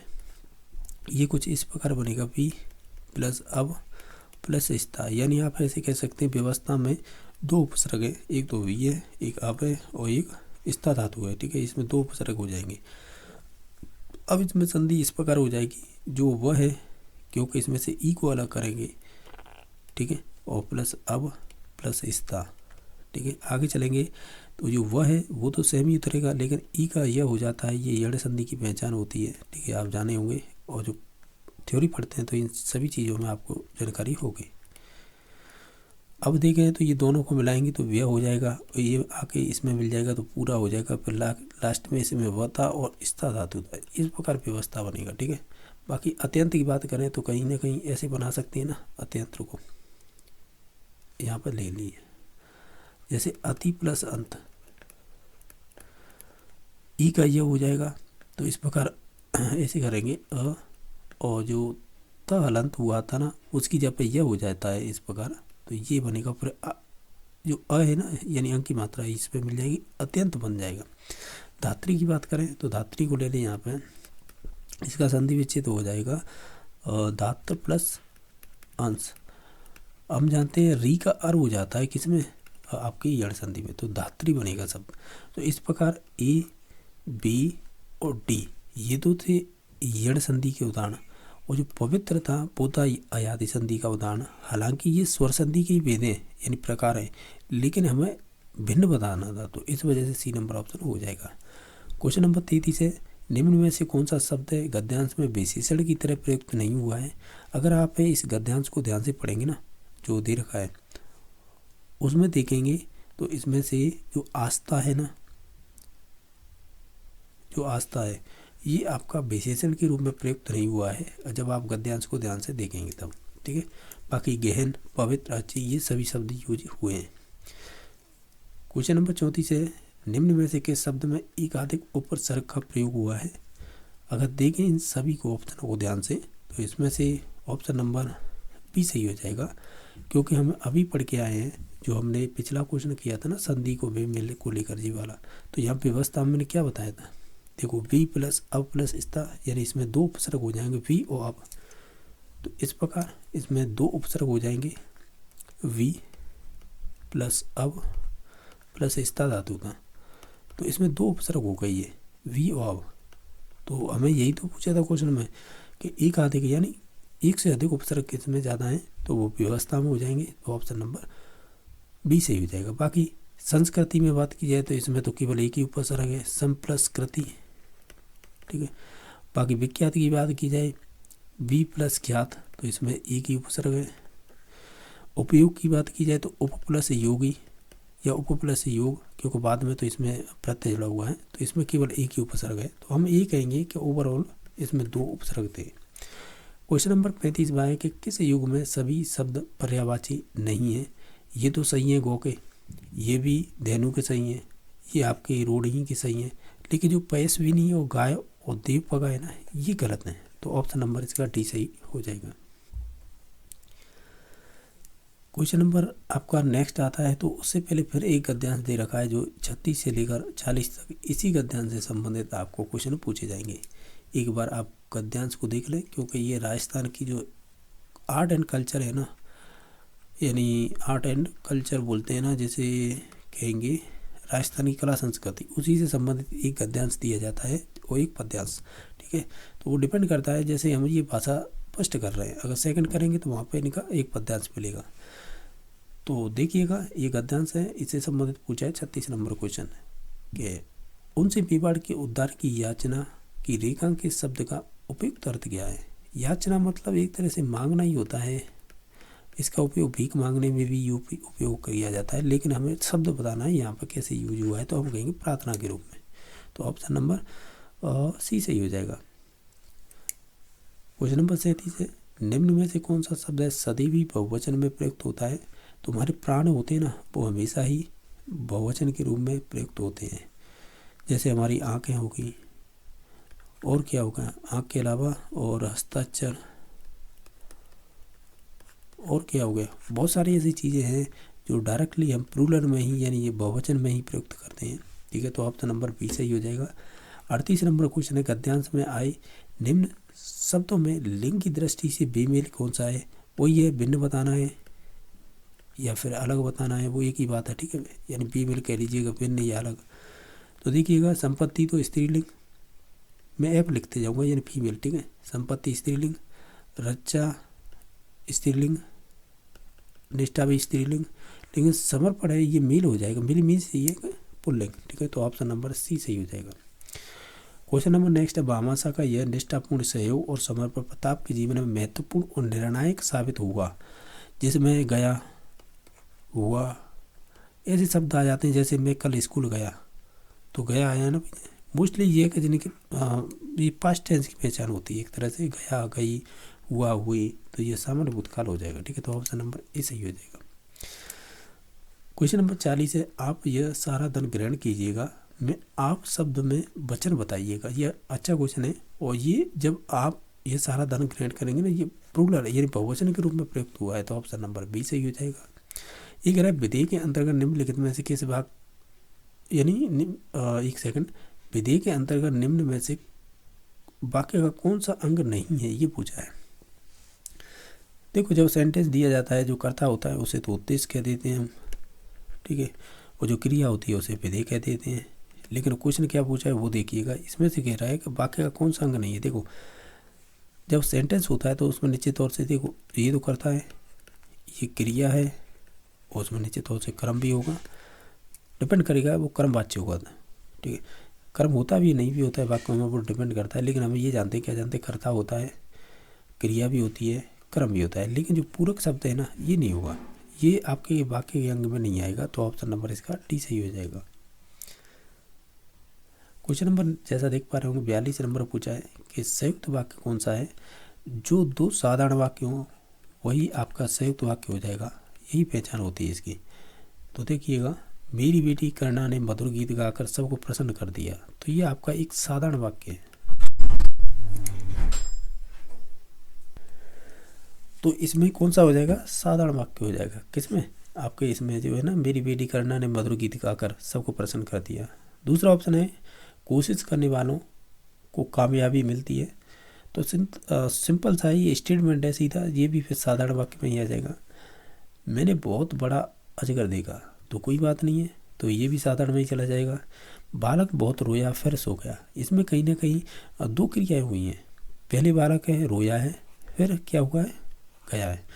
तो जैसे ओवरऑल मैंने ये देखा है, वो आपने भी पढ़ा होगा, हम ये कहते हैं साधारण वाक्य का मतलब होता है जिसमें एक तो कर्ता हो और एक क्रिया हो। इसका मतलब दूसरे शब्दों में कहीं एक तो उद्देश्य हो और एक विधेय हो। ऐसे ही पढ़ा होगा आपने भी, ऐसा तो है नहीं कि आप अलग से पढ़ के आए हो। तो जिनमें एक उद्देश्य एक विधेय होता है वो साधारण वाक्य होते हैं। अगर उद्देश्य एक हो, दो क्रिया हों, और या जब फिर, और, परंतु, किंतु, इन शब्दों से जुड़े होते हैं तो मोस्टली वो संयुक्त वाक्य हो जाते हैं, ठीक है। ऐसा पढ़ा होगा, नहीं पढ़ा है तो जान लीजिएगा। क्वेश्चन नंबर 43 है, ये बताइएगा कोष्ठक में दिए गए चिन्ह का कब उपयोग किया जाता है। देखिएगा, इस प्रकार के जो चिन्ह होता है जो दे रखा है यहाँ पे, इसका वाक्य में जो जोड़े का स्थान होते हैं ना, उनके लिए किया जाता है। तो ऑप्शन नंबर सी से ही हो जाएगा। ये कह रहा है कि 44 नंबर क्वेश्चन, कछुआ बिना रोके निरंतर चलता रहा, रेखांकित में पदबंध कौन सा होता है। तो रीड में एक फिक्स है, ये क्वेश्चन आता है। तो देखिएगा, ये चलता रहा तो इसकी विशेषता ही बता रहा है कि बिना रोके ही चलता रहा, तो हम कहेंगे ये क्रिया विशेषण पदबंध हो जाएगा या क्रिया पदबंध हो जाएगा। अरे माफी चाहूँगा, क्रिया नहीं होगा, क्रिया विशेषण पदबंध होगा। ऑप्शन नंबर डी सही हो जाएगा, ठीक है।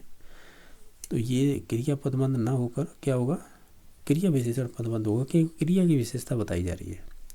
क्वेश्चन नंबर आपका नेक्स्ट है 45, उचित मुहावरे का वाक्य में प्रयोग हुआ है वो बताइएगा। जैसे आज के ज़माने में स्वार्थ प्रवृत्ति बढ़ जाने के कारण कुछ लोग कैसे हो गए हैं, हम कहेंगे थाली के बैगन बन जाते हैं। तो ऑप्शन नंबर डी सही हो जाएगा।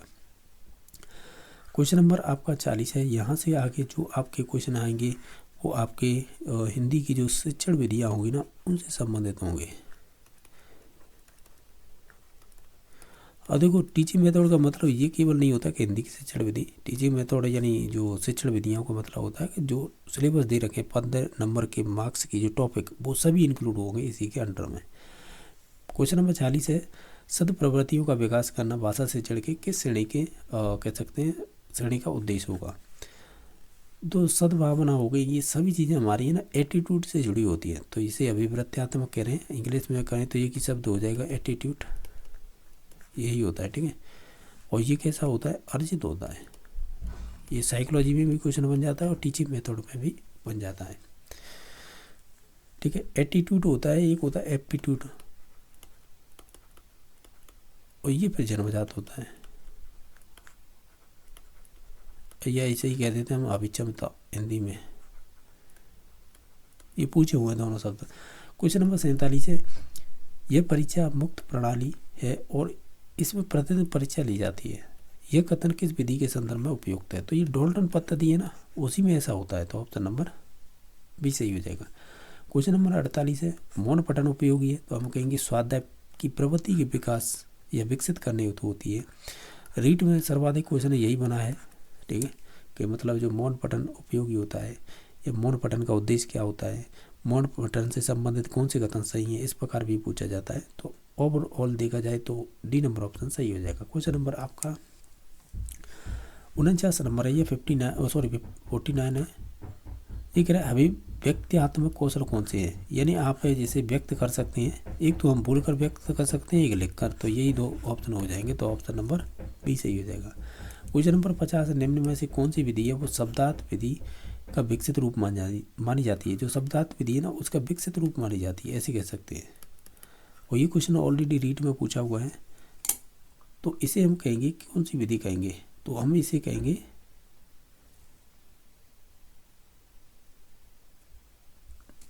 व्याख्यान विधि कहेंगे क्या, सही, व्याख्या विधि कहेंगे, तो ऑप्शन नंबर इसका ए सही हो जाएगा। नेक्स्ट, निम्न में से किस प्रणाली में व्याकरण शिक्षा की सैद्धांतिक पक्ष की अपेक्षा है व्यवहारिक पक्ष पर ज़्यादा बल दिया जाता है, वो कौन सी विधि है। तो वो हो जाएगी आपकी कह सकते हैं भाषा संचार विधि, तो ऑप्शन नंबर सी सही हो जाएगा। नेक्स्ट है 52 नंबर क्वेश्चन, किसी भाषा की पाठ्यपुस्तक निर्माण में वैचारिक सामग्री चयन सिद्धांत नहीं है इसमें से, ये रीट में पूछा हुआ क्वेश्चन है, ठीक है। अगर आप इन सभी ऑप्शनों को ध्यान से देखेंगे तो हम ये कहेंगे, क्या कहेंगे कि यह अनिवार्य नहीं है कि किसी विषय वस्तु उस भाषा का समुदाय की संस्कृति की परिचय को, ठीक है, तो ये वाला कथन गलत हो जाएगा। क्वेश्चन नंबर 53 है, चित्र विस्तार के यंत्र किस प्रकार की सहायक सामग्री है, हम कहेंगे ये कहीं ना कहीं यांत्रिक यंत्र दृश्य सामग्री हो जाएगी, ठीक है, क्योंकि ये श्रव्य है नहीं, श्रव्य दृश्य है नहीं, तो केवल देख ही सकते हैं और प्रक्षेपित करके, तो ऑप्शन नंबर ये सही हो जाएगा। क्वेश्चन नंबर 54 है कि रचना शिक्षण की सर्वोपयुक्त विधि कौन सी है, यानी एक तरह से सर्वोत्तम बोल सकते हैं, और रचना शिक्षण की, तो इसमें से हो जाएगी आपकी प्रश्नोत्तर विधि। तो ये किसने दी थी, ये भी ध्यान रखना है, सुकरात ने दी थी। तो हिंदी की शिक्षण विधियों में पूछा जाता है। एक क्वेश्चन ये भी आता है कि फिर प्रश्नावली किसने दी थी, तो ये इनमें नाम आता है वुडवर्थ का, तो ये भी ध्यान रखना है। नेक्स्ट देख लेते हैं, अनुकरण के वाचन कितने भेद होते हैं, यानी भेद या प्रकार बोल सकता है यहाँ पे, तो ये दो ही होते हैं, ठीक है, तो ऑप्शन नंबर ए सही हो जाएगा। इनके अलावा नेक्स्ट क्वेश्चन देख लेते हैं, सतत एवं व्यापक मूल्यांकन में सह शैक्षिक पक्ष से संबंधित क्रिया कौन सी होगी, यानी जो शिक्षा के अलावा जो चीज़ें होती है ना वो सह शैक्षिक में आती हैं, चाहे जैसे कि किसी खेल के थ्रू समझाना, ठीक है, या अन्य एक्टिविटी करवाना बच्चों को, तो वो सह शैक्षिक में ही अंडर में आती है। तो जो वो जीवन कौशल से संबंधित होती है, हमारे कार्य शिक्षा से भी, हमारा जो एटीट्यूड होता है वो हमारे एटीट्यूड की जो वैल्यू होती है उनसे सभी से संबंधित हो जाएगा, तो ऑप्शन नंबर डी सही हो जाएगा। संज्ञा के 3 भेद होते हैं, सत्य असत्य, एक यह उदाहरण होगा, यानी जो ट्रू और फॉल्स वाले क्वेश्चन किए होंगे ना आपने, जैसे हम एलिमेंट्री एजुकेशन का पढ़े होंगे 1 to 8, हालांकि ऊपर वाली क्लासें भी पढ़ी होंगी जैसे सेकेंडरी, सीनियर सेकेंडरी, तो जो एलिमेंट्री एजुकेशन का मतलब होता है 1 से क्लास 8 तक, तो हम पढ़ते थे ना पहले, जैसे फिल इन द ब्लैंक्स आते थे क्वेश्चन, और फिल इन द ब्लैंक्स के अलावा सत्य असत्य वाले भी आते थे, कुछ ऑब्जेक्टिव टाइप आते थे, तो ये सभी है ना, ये सत्य असत्य वाले होते थे, ये सभी एकांतर अनुक्रिया प्रश्न कहलाते हैं, ये सभी हम वस्तुनिष्ठ में पढ़ते हैं, तो ऑप्शन नंबर इसका क्या हो जाएगा, बी सही हो जाएगा। हालांकि संज्ञा के 3 भेद होते हैं, ये सत्य बात है, ठीक है, इस प्रकार टिक करते थे, ये टिक वगैरह का मतलब ये सही करते थे, तो ये सभी ऑब्जेक्टिव टाइप क्वेश्चन में ही आते हैं, एकांतर अनुक्रिया वाले प्रश्न बोलते हैं इन्हें। क्वेश्चन नंबर है 58, उपचारात्मक शिक्षण के संबंध में असत्य कथन बताइएगा। हम ये कहेंगे कि उपचारात्मक शिक्षण केवल मंद बुद्धि बालकों के लिए होता है, ऐसा कहना गलत है। चाहे ये प्रतिभाशाली हों आपके बच्चे, यानी प्रतिभाशाली भी बच्चे इसी में आएंगे, औसत वाले भी इसी में आएंगे, और आपके जो मंद की बात तो कर ही लिए, इसमें मंद भी आ जाएंगे और सृजनशील भी आ जाएंगे। यानी ओवरऑल जितने भी बच्चे होंगे ना, किसी भी प्रकार के हों, वो सभी का हम ऐसे कह सकते हैं उपचारात्मक शिक्षण कर सकते हैं। लेकिन इसमें कुछ एक मैंने देखा क्वेश्चन में, इन प्रतिभाशालियों को मतलब इंक्लूड नहीं करते हैं, इनके ऑप्शन बनाए जाते हैं जैसे औसत, मंद, ठीक है, इनके ही ज़्यादातर ऑप्शन बने मिलेंगे आपको जो प्रीवियस क्वेश्चन पेपर देखेंगे। क्वेश्चन नंबर 59 है, निम्न में से कौन सा एक प्रश्न पत्र निर्माण का चरण नहीं है। अगर देखें तो इसमें से अंतर विषय है ना, इसका विश्लेषण करना कोई ज़रूरी नहीं है। बाकी हम परीक्षण की योजना बनाएंगे, ब्लूप्रिंट भी बनाएंगे, प्रश्नों का विश्लेषण करेंगे, न कि जो विषय होती हैं उनका विश्लेषण करेंगे, ठीक है। तो इस प्रकार ऑप्शन नंबर बी सही हो जाएगा। क्वेश्चन नंबर 60 है, खुली पुस्तक परीक्षा व लचीली समय सीमा रहित परीक्षा को देश भर में प्रायोगिक तौर पर लागू किए जाने की अनुशंसा किसने की थी। तो इसकी अनुशंसा की थी आपके जो राष्ट्रीय पाठ्यचर्या की रूपरेखा 2005 जिसे बोलते हैं आप NCF 2005 ने अनुशंसा की थी। तो ऑप्शन नंबर सी सही हो जाएगा। कलाम प्री मॉडल पेपर है, यानी संस्कृत का जिन्होंने भाषा सेकंड के रूप में संस्कृत चूज की होगी, तो उन्हीं से संबंधित किस प्रकार के क्वेश्चन बने हैं हम वो देख रहे हैं। तो इसमें आपके 15 क्वेश्चन तो ग्रामर से संबंधित होंगे, 15 क्वेश्चन आपकी टीचिंग मेथड से संबंधित होंगे। इसमें एक गद्यांश पूछा गया है, उस गद्यांश के 61 से लेकर 65 तक क्वेश्चन है आपके इसी गद्यांश पर आधारित होंगे, ठीक है। तो पहला क्वेश्चन है, यानी 61 नंबर क्वेश्चन, वो इस प्रकार पूछा है कि राजपुत्र अस्य समास विग्रह स्यात्, यानी राजपुत्र का समास विग्रह क्या होगा। तो हम कहेंगे राज्ञः पुत्र। तो ऑप्शन नंबर बी सही हो जाएगा। क्वेश्चन नंबर आपका 62 नंबर है, आपके इसी गद्यांश से पूछे जा रहे हैं ये क्वेश्चन। 62 नंबर क्वेश्चन है, केनापि अत संधिर अस्ति, यानी केनापि में कौन सी संधि होगी। तो हम जानते हैं केन प्लस से अपि सवर्ण दीर्घ हो जाएगी। तो ऑप्शन नंबर सी सही हो जाएगा। ये कह रहा है ग्रहम इत्यत्र, यानी ग्रहम इत्यत्र विभक्ति अस्ति, यानी ग्रहम में कौन सी विभक्ति होगी। तो ये आपकी द्वितीय हो जाएगी। नेक्स्ट क्वेश्चन नंबर है, आगच्छतम अत्र क प्रत्यय, आगच्छतम में कौन सा प्रत्यय, तो वो सप्तमी प्रत्यय हो जाएगा। तो ऑप्शन नंबर सी सही हो जाएगा। ये कह रहा है कुर्तः इतस क लकार पुरुष वचनस्य जुड़ता है, यानी आपको कुर्त में पहली बात तो लकार बताना है, फिर पुरुष भी बताना है कौन सा पुरुष है, और फिर वचन भी बताना है। तो हम ये कहेंगे लट लकार है, मध्यम पुरुष है, तो ही वचन है। ऑप्शन नंबर बी सही हो जाएगा। क्वेश्चन नंबर 66 है, ये कह रहा है कि विसर्जनीय स्यो उच्चारण स्थानम वर्तते, यानी जो आपके विसर्ग होते हैं ना उनका उच्चारण स्थान क्या होता है। तो हम जानते हैं एक सूत्र होता है अकु विसर्जय नाम कंठ। तो ऑप्शन नंबर ए सही हो जाएगा। क्वेश्चन नंबर नेक्स्ट देख लेते हैं। आपका 67 नंबर क्वेश्चन इस प्रकार है कि भगवान कथाम लिखति अस्य वाचक परिवर्तन कुरुता या स्यात्। तो हम ये कहेंगे जो भगवान है कथाम लिखति, इसका वाच्य परिवर्तन करेंगे तो इसका हो जाएगा भवता कथा लिख्यते। तो ऑप्शन नंबर बी सही हो जाएगा।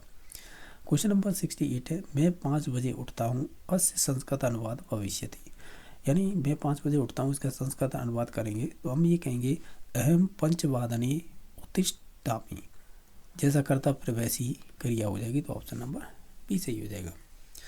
क्वेश्चन नंबर 69 है कि माम अनुपरोचति अस्य शुद्ध रूपं चुनुता। अगर हम देखें इन सभी ऑप्शन हो तो हम कहेंगे मयम अनुपरोचते। तो ऑप्शन नंबर डी सही हो जाएगा। उदित वर्णा संति, उदित वर्ण कितने होते हैं। तो उदित वर्णों की संख्या है वो 25 होती है, ठीक है, यानी 25। ऑप्शन नंबर डी सही हो जाएगा। एक आपको पद्यांश दे रखा है, इसे पढ़िएगा। 71 से 75 तक क्वेश्चनों के आंसर इसी के आधार पर आपको देने होंगे। तो 71 नंबर क्वेश्चन पूछा है,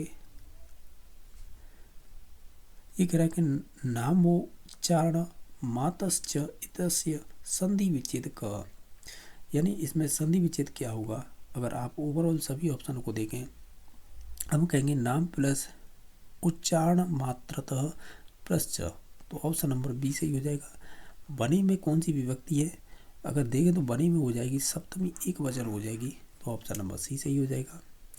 जात इत्यत का प्रकृति प्रत्योस्ता, यानी जात में कौन सा प्रकृति प्रत्यय है।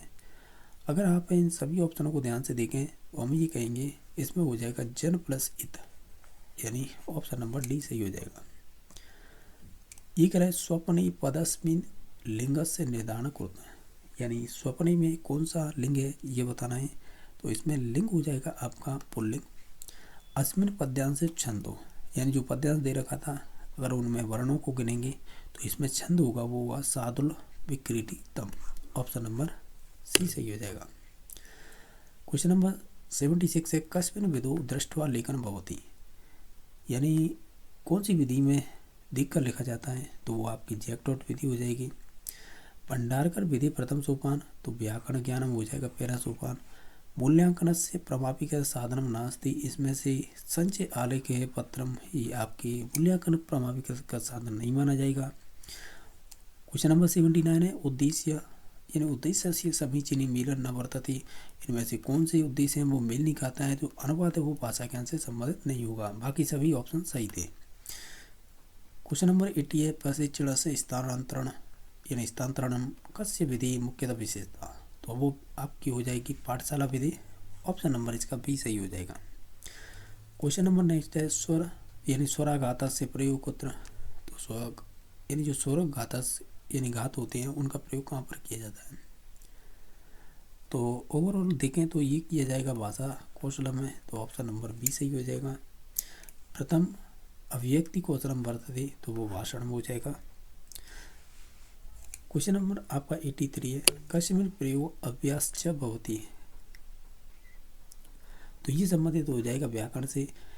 भरत वाक्यम नांदी इति पदद्वयम् अनेक शिक्षण संबंध, तो ये आपके नाटक शिक्षण से संबंधित हो जाएगा, या नाटक शिक्षक से, यानी ये नाटक शिक्षक क्यों बोले, नाटक शिक्षण से, ठीक है। तो ऑप्शन नंबर सी सही हो जाएगा।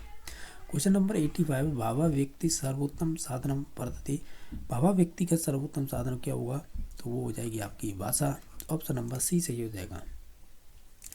भाषा शिक्षण से सिद्धांत नास्ति, इसमें से भाषा शिक्षण का कौन सा सिद्धांत नहीं है, तो वो हो जाएगा व्यक्तिक समताया सिद्धांत, इस प्रकार का कोई भी भाषा शिक्षण का सिद्धांत नहीं होता है। दृश्य श्रव्य साधन न वर्तते, इसमें से दृश्य श्रव्य साधन नहीं है, तो भाषा पंजिका हो जाएगी, ऑप्शन नंबर डी सही। लेखन शैल्या परिचय भवति, तो लेखन शैलिया वो आपके निबंधात्मक प्रश्नों से संबंधित हो जाएगी। पाठ्य पुस्तकों से आता तो हम कहेंगे हमारे स्तर अनुकूलन होनी चाहिए, या इसे ही बोलते हैं हिंदी में अगर बोले तो स्तर के अनुसार होनी चाहिए, तो ऑप्शन नंबर डी सही हो जाएगा। शिक्षा क्षेत्र उपचार इति शब्द को अर्थ, इसका अर्थ होता है कि सर्वविध दोष, यानी सर्वविध दोषा नाम निराकरण, ऑप्शन नंबर डी सही हो जाएगा, यानी इसके पूछे गए थे, ठीक है। आपको मालूम होगा 30 क्वेश्चन रहते हैं, 15 क्वेश्चन आपके ग्रामर, 15 क्वेश्चन आपके टीचिंग मेथड के। तो पहला तो एक गद्यांश दे रखा है, इसमें 61 से लेकर 65 तक इसी गद्यांश के आधार पर क्वेश्चन बनेंगे। तो आप एक बार देख लीजिए गद्यांश को पढ़ के, क्योंकि इन्हीं से संबंधित क्वेश्चन बने हैं। तो ये कह रहा है 61 नंबर क्वेश्चन, गद्यांश में प्रयुक्त निम्न समस्त पदों में से किसमें कर्मधारय समास होगा, तो वो गोधन हो जाएगा, क्योंकि गोधन इसका समास विग्रह करेंगे गोधन के लिए। कहीं ना कहीं धन से पूर्व ये पद है को, ये कहीं ना कहीं विशेषण का कार्य कर रहा है, ये विशेषण पूर्व हो जाएगा, तो हम कहेंगे विशेषण विशेष की बात हो या उपमेय उपमान की बात हो, तो ओवरऑल देखा जाए तो हम ये कहते हैं कि वो आपका कर्मधारय समासी हो जाएगा, तो ऑप्शन नंबर इसका बी सही हो जाएगा। क्वेश्चन नंबर नेक्स्ट है संधि की दृष्टि से फीमेल है, यानी जो भिन्न है, वो प्लस इतर में अयादि संधि हो जाएगी। बाकी सभी ऑप्शनों में कहीं ना कहीं आप देखेंगे तो इसमें सभी में हो जाएगी यड़ संधि, ठीक है, आप करके भी देख लेना। इसमें तो पो प्लस इत्र हो जाएगी, इसमें व्यवस्था में हो जाएगी बी प्लस व्यवस्था, बी प्लस अव प्लस स्था, आप करेंगे तो यड़ संधि हो जाएगी। धात्री में हो जाएगी दात प्लस अंश, री का अर हो जाता है यड़ संधि में। अत्यंत में अति प्लस अंत हो जाएगा, आप देख पा रहे होंगे। इस प्रकार इसमें भिन्न होगा, वो सी नंबर ऑप्शन हो जाएगा। कुछ ये शब्द दे रखे थे, आपने ध्यान दिया हो तो इसी का ध्यान से पूछे थे, जैसे दात्री हो गया और प्रश्न में से अत्यंत यहीं से पूछा था और गोदन भी यहीं से समास बना था। और ठीक है, तो यानी ये सभी शब्द यहाँ पर दे रखे हैं ऑलरेडी।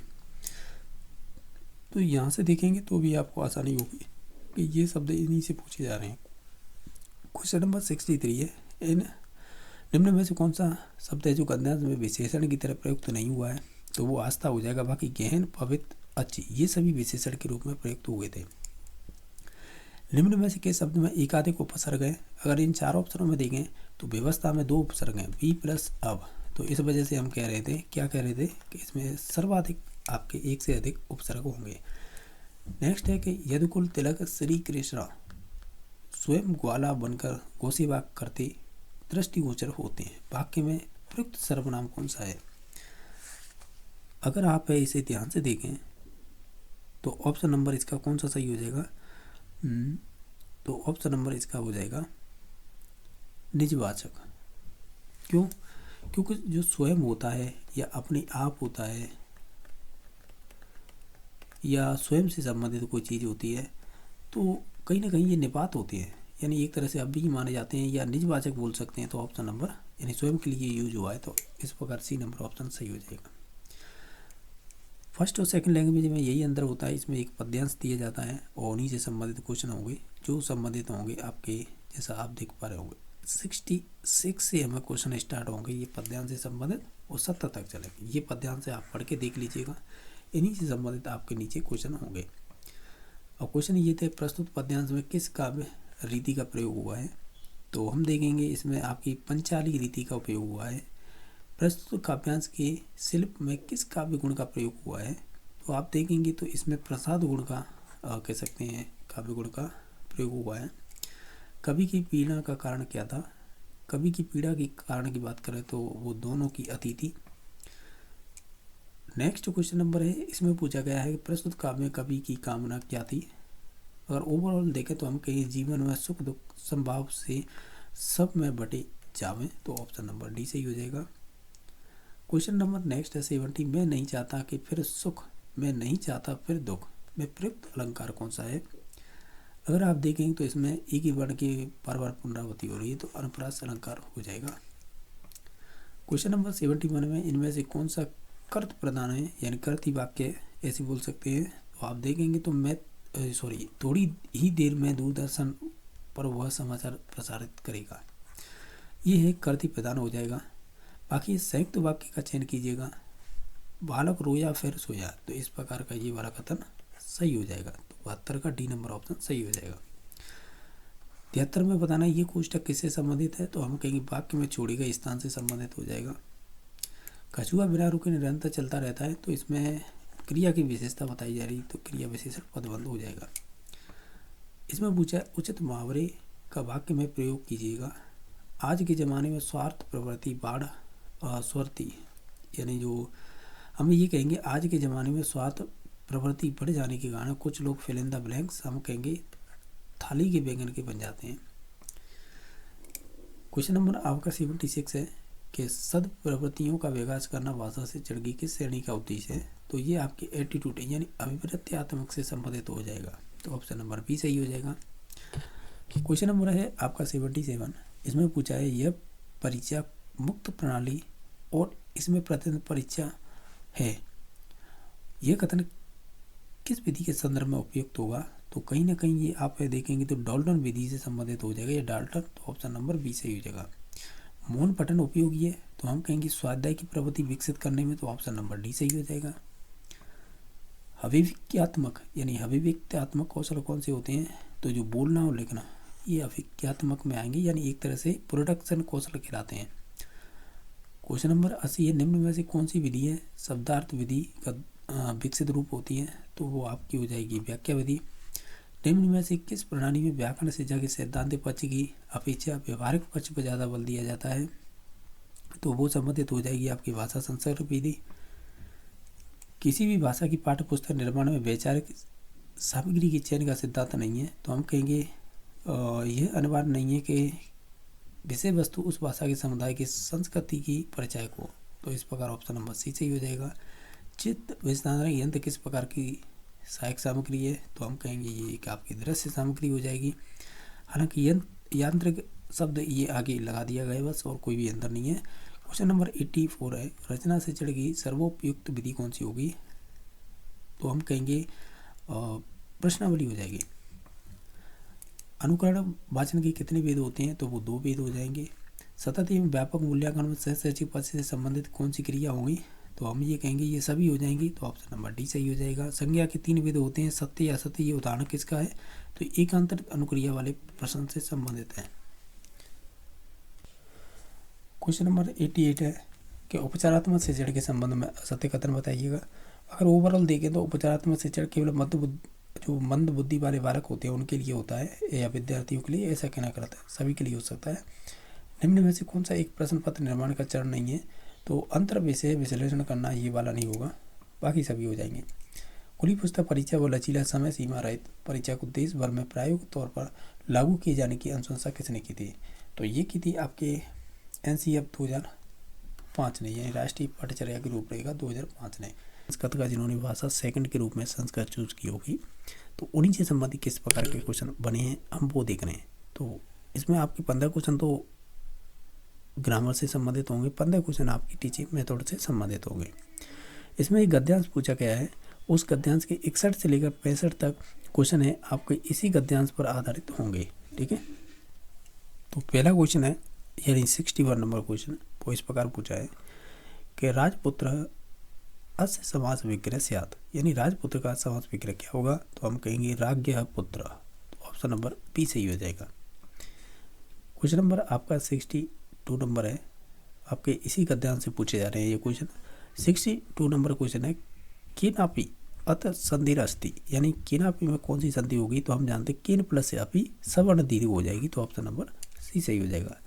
ये कह रहा है ग्रहम इत्यत्र, यानी ग्रहम इत्यत्र विभक्ति अस्ति, यानी ग्रहम में कौन सी विभक्ति होगी? तो ये आपकी द्वितीय हो जाएगी। नेक्स्ट क्वेश्चन नंबर है, आगच्छतम अत्र क प्रत्यय, आगच्छतम में कौन सा प्रत्यय? तो वो सप्तमी प्रत्यय हो जाएगा, तो ऑप्शन नंबर सी सही हो जाएगा। ये कह रहा है कुर्तः इतस क लकार पुरुष वचनस्य जुड़ता, यानी आपको कुर्त में पहली बात तो लकार बताना है, फिर पुरुष भी बताना है, कौन सा पुरुष है, और फिर वचन भी बताना है। तो हम ये कहेंगे लट लकार है, मध्यम पुरुष है, तो ही वचन है, ऑप्शन नंबर बी सही हो जाएगा। क्वेश्चन नंबर 66 है, ये कह रहा है कि विसर्जनीय स्यो उच्चारण स्थानम वर्तते, यानी जो आपके विसर्ग होते हैं ना उनका उच्चारण स्थान क्या होता है? तो हम जानते हैं एक सूत्र होता है अकु विसर्जय नाम कंठ, तो ऑप्शन नंबर ए सही हो जाएगा। क्वेश्चन नंबर नेक्स्ट देख लेते हैं, आपका 67 नंबर क्वेश्चन इस प्रकार है कि भगवान कथाम लिखति अस्य वाचक परिवर्तन कुरुता या स्यात्, तो हम ये कहेंगे जो भगवान है कथाम लिखति, इसका वाच्य परिवर्तन करेंगे तो इसका हो जाएगा भवता कथा लिख्यते, तो ऑप्शन नंबर बी सही हो जाएगा। क्वेश्चन नंबर 68 है, मैं 5 बजे उठता हूँ, अस्य संस्कृत अनुवाद भविष्यति, यानी मैं 5 बजे उठता हूँ, इसका संस्कृत अनुवाद करेंगे तो हम ये कहेंगे अहम पंचवादने उत्तिष्ठामि, जैसा करता फिर वैसी ही क्रिया हो जाएगी, तो ऑप्शन नंबर बी सही हो जाएगा। क्वेश्चन नंबर 69 है कि माम अनुपरोचति अस्य शुद्ध रूपम चुनुता, अगर हम देखें इन सभी ऑप्शनों को तो हम कहेंगे मयम अनुपरोचते, तो ऑप्शन नंबर डी सही हो जाएगा। उदित वर्णा संति, उदित वर्ण कितने होते हैं? तो उदित वर्णों की संख्या है वो 25 होती है, ठीक है, यानी 25, ऑप्शन नंबर डी सही हो जाएगा। एक आपको पद्यांश दे रखा है, इसे पढ़िएगा, 71 से 75 तक क्वेश्चनों के आंसर इसी के आधार पर आपको देने होंगे। तो 71 नंबर क्वेश्चन पूछा है,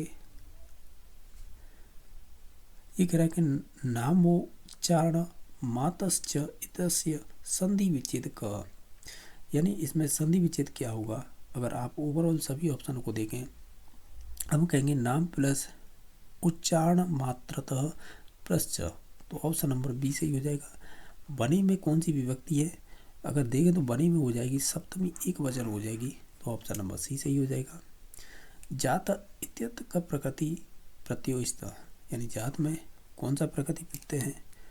अगर आप इन सभी ऑप्शनों को ध्यान से देखें तो हम ये कहेंगे इसमें हो जाएगा जन प्लस इत, यानी ऑप्शन नंबर डी सही हो जाएगा। ये कह रहा है स्वप्न पदस्मिन लिंग से निर्धारण करता है, यानी स्वपने में कौन सा लिंग है ये बताना है। तो इसमें लिंग हो जाएगा आपका पुल्लिंग। अस्मिन पद्यांश छंदो, यानी जो पद्यांश दे रखा था अगर उनमें वर्णों को गिनेंगे तो इसमें छंद होगा वो हुआ सादुल विक्रीडितम। ऑप्शन नंबर सी सही हो जाएगा। क्वेश्चन नंबर 76 है कस्मिन विधौ दृष्ट्वा लेखन भवति, यानी कौन सी विधि में देख कर लिखा जाता है, तो वो आपकी जैकटॉट विधि हो जाएगी। भंडारकर विधि प्रथम सोपान, तो व्याकरण ज्ञानम हो जाएगा पहला सोपान। मूल्यांकन से प्रमापिक साधनम नास्ति, इसमें से संचय आलेख है पत्रम, ये आपके मूल्यांकन प्रमापिक का साधन नहीं माना जाएगा। क्वेश्चन नंबर 79 है उद्देश्य, यानी उद्देश्य से समीचीनी मिलन न वर्तते, इनमें से कौन से उद्देश्य हैं वो मेल नहीं खाता है, जो अनुपात है वो भाषा ज्ञान से संबंधित नहीं होगा। बाकी सभी ऑप्शन सही थे। क्वेश्चन नंबर 80 है प्रशिक्षण से स्थानांतरण, यानी स्थानांतरण कस्य विधि मुख्यतः विशेषता, तो वो आपकी हो जाएगी पाठशाला विधि। ऑप्शन नंबर इसका बी सही हो जाएगा। क्वेश्चन नंबर नेक्स्ट है स्वर, यानी स्वराघात से प्रयोग कुत्र, तो स्वर यानी जो स्वर घात यानी घात होते हैं उनका प्रयोग कहाँ पर किया जाता है। तो ओवरऑल देखें तो ये किया जाएगा भाषा कौशल में, तो ऑप्शन नंबर बी सही हो जाएगा। प्रथम अभिव्यक्ति कौशलम वर्तते, तो वो भाषण में हो जाएगा। क्वेश्चन नंबर आपका 83 है कस्मिन् प्रयोग अभ्यास च भवति, तो ये संबंधित हो जाएगा व्याकरण से। भरत वाक्यम नांदी इति पदद्वयम् अनेक शिक्षण संबंध, तो ये आपके नाटक शिक्षण से संबंधित हो जाएगा, या नाटक शिक्षक से, यानी ये नाटक शिक्षक क्यों बोले, नाटक शिक्षण से, ठीक है। तो ऑप्शन नंबर सी सही हो जाएगा। क्वेश्चन नंबर 85 भावा व्यक्ति सर्वोत्तम साधनम वर्तते, भावा व्यक्ति का सर्वोत्तम साधन क्या होगा, तो वो हो जाएगी आपकी भाषा। ऑप्शन नंबर सी सही हो जाएगा। भाषा शिक्षण से सिद्धांत नास्ति, इसमें से भाषा शिक्षण का कौन सा सिद्धांत नहीं है, तो वो हो जाएगा व्यक्तिक समताया सिद्धांत। इस प्रकार का कोई भी भाषा शिक्षण का सिद्धांत नहीं होता है। दृश्य श्रव्य साधन न वर्तते, इसमें से दृश्य श्रव्य साधन नहीं है, तो भाषा पंजिका हो जाएगी। ऑप्शन नंबर डी सही। लेखन शैल्या परिचय भवति, तो लेखन शैलिया वो आपके निबंधात्मक प्रश्नों से संबंधित हो जाएगी। पाठ्य पुस्तकों से आता तो हम कहेंगे हमारे स्तर अनुकूलन होनी चाहिए, या इसे ही बोलते हैं हिंदी में अगर बोले तो स्तर के अनुसार होनी चाहिए, तो ऑप्शन नंबर डी सही हो जाएगा। शिक्षा क्षेत्र उपचार इति शब्द को अर्थ, इसका अर्थ होता है कि सर्वविध दोष, यानी सर्वविध दोषा नाम निराकरण। ऑप्शन नंबर डी सही हो जाएगा, यानी सभी दोषों को दूर करने वाली, तो ऑप्शन नंबर डी सही हो गया। इस प्रकार है ये भाषा सेकंड थी जिन्होंने, अगर आपने यह चैनल को सब्सक्राइब नहीं कर रखा है तो निश्चित तौर से कर लें, क्योंकि आपकी जो प्री रीट होने के बाद है आपकी मेंस रीट भी होगी, तो निश्चित तौर से आपको मेंस के जितने भी पेपर हुए ना आपके कलाम के, तो वो आपको सभी मिल जाएंगे, ठीक है। वो भी आपकी सिलेबस बेस्ड होंगे और ये भी सिलेबस बेस्ड क्वेश्चन है, ठीक है। तो आपको बेनिफिट ही मिलेगा इस प्रकार के क्वेश्चन करने से। तो आप देखेंगे 121 नंबर क्वेश्चन, वो इस प्रकार पूछा है कि परिवार के संबंध में कौन सा कथन इसमें से गलत है। आप इन सभी ऑप्शनों को पढ़ेंगे तो ऑप्शन नंबर सी सही हो जाएगा। परिवार में प्रत्येक व्यक्ति की रुचि एवं पसंद समान होती है, ऐसा कहना गलत है। आपने साइकोलॉजी में पढ़ा होगा इंडिविजुअल डिफरेंस, यानी व्यक्तिगत जो विभिन्नताएं होती हैं वो एक दूसरे से भिन्न होती है हर एक चीज़ में, तो समान नहीं हो सकती, तो इस वजह से ऑप्शन नंबर सी सही हो जाएगा। बाकी ऑप्शन सही थे। क्वेश्चन नंबर नेक्स्ट है कि निम्न में से किस मादक पदार्थ के सेवन से वसीय यकृत रोग हो जाता है। अगर आप इन सभी ऑप्शनों को देखेंगे तो ऑप्शन नंबर सी सही हो जाएगा। ये वाइन है, वाइन का मतलब मदरा या इसे ही कह देते हैं हम दारू हिंदी में, या इसे केमिस्ट्री में बोल देते हैं एथिल एल्कोहल, ठीक है।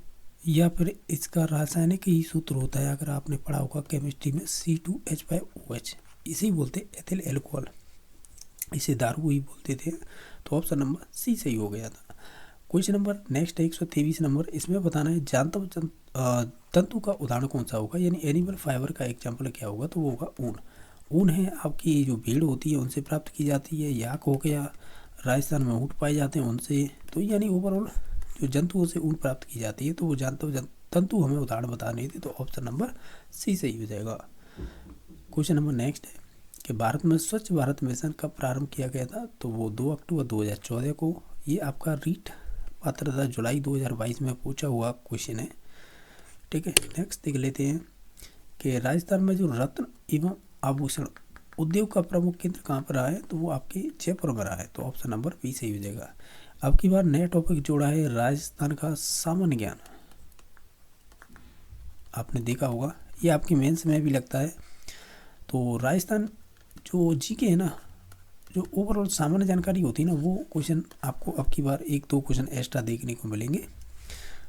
क्वेश्चन नंबर नेक्स्ट है, सोने व चांदी के आभूषणों की गुणवत्ता हेतु निर्धारित मानक चिन्ह होता है उसे क्या कहते हैं, तो उसे हम कहते हैं हॉलमार्क। ऑप्शन नंबर बी सही हो जाएगा।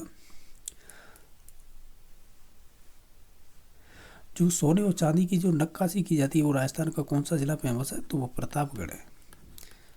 जो सोनी परिवार है वो वाला, ठीक है। बाकी नेक्स्ट क्वेश्चन नंबर है 127 नंबर, पंचायती राज व्यवस्था की सर्वोच्च इकाई कौन सी होती है, तो वो जिला परिषद हो जाएगी। तो ऑप्शन नंबर डी सही हो जाएगा।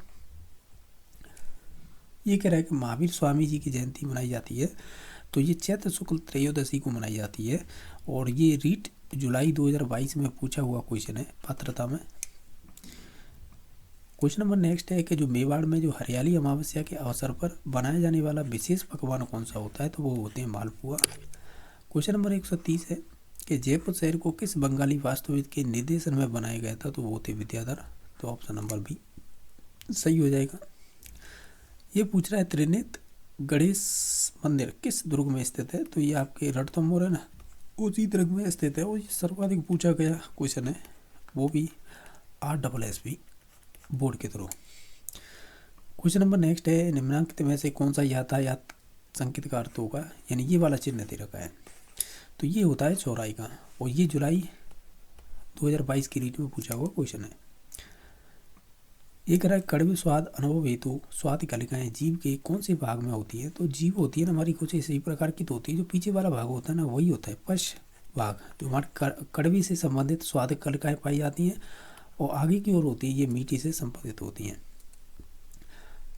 हमारा भोजन में प्रोटीन का प्रमुख स्रोत क्या होगा, तो प्रोटीन की बात करेंगे तो मोस्टली इन ऑप्शनों में दालें ही सबसे बेस्ट रहेंगी जिनमें प्रोटीन अधिक मात्रा में होती है।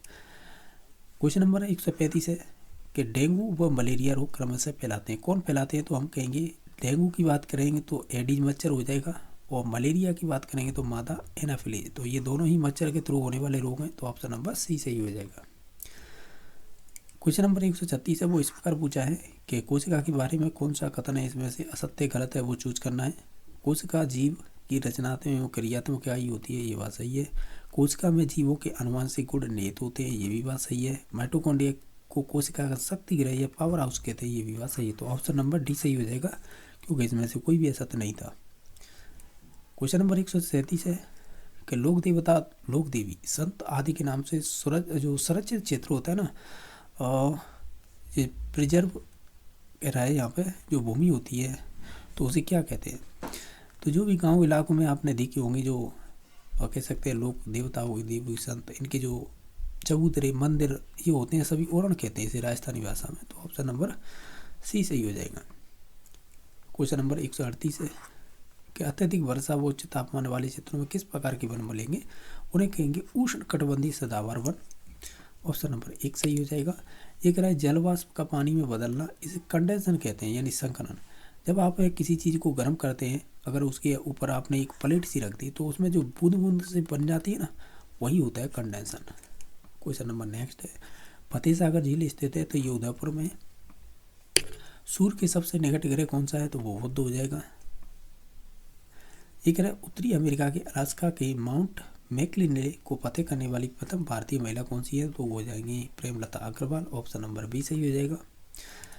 पर्यावरण अध्ययन मनुष्य व उसके संपूर्ण वातावरण के बीच की होने वाली अंतःक्रियाओं का अध्ययन है, यह कथन किससे संबंधित है। अगर ओवरऑल सभी ऑप्शनों को देखें तो डॉक्टर दवी से संबंधित हो जाएगा ये स्टेटमेंट। अक्टूबर 1975 में बेलग्रेड में एक अंतर्राष्ट्रीय सम्मेलन हुआ जिसमें पर्यावरण शिक्षा के उद्देश्य निर्धारित किए गए।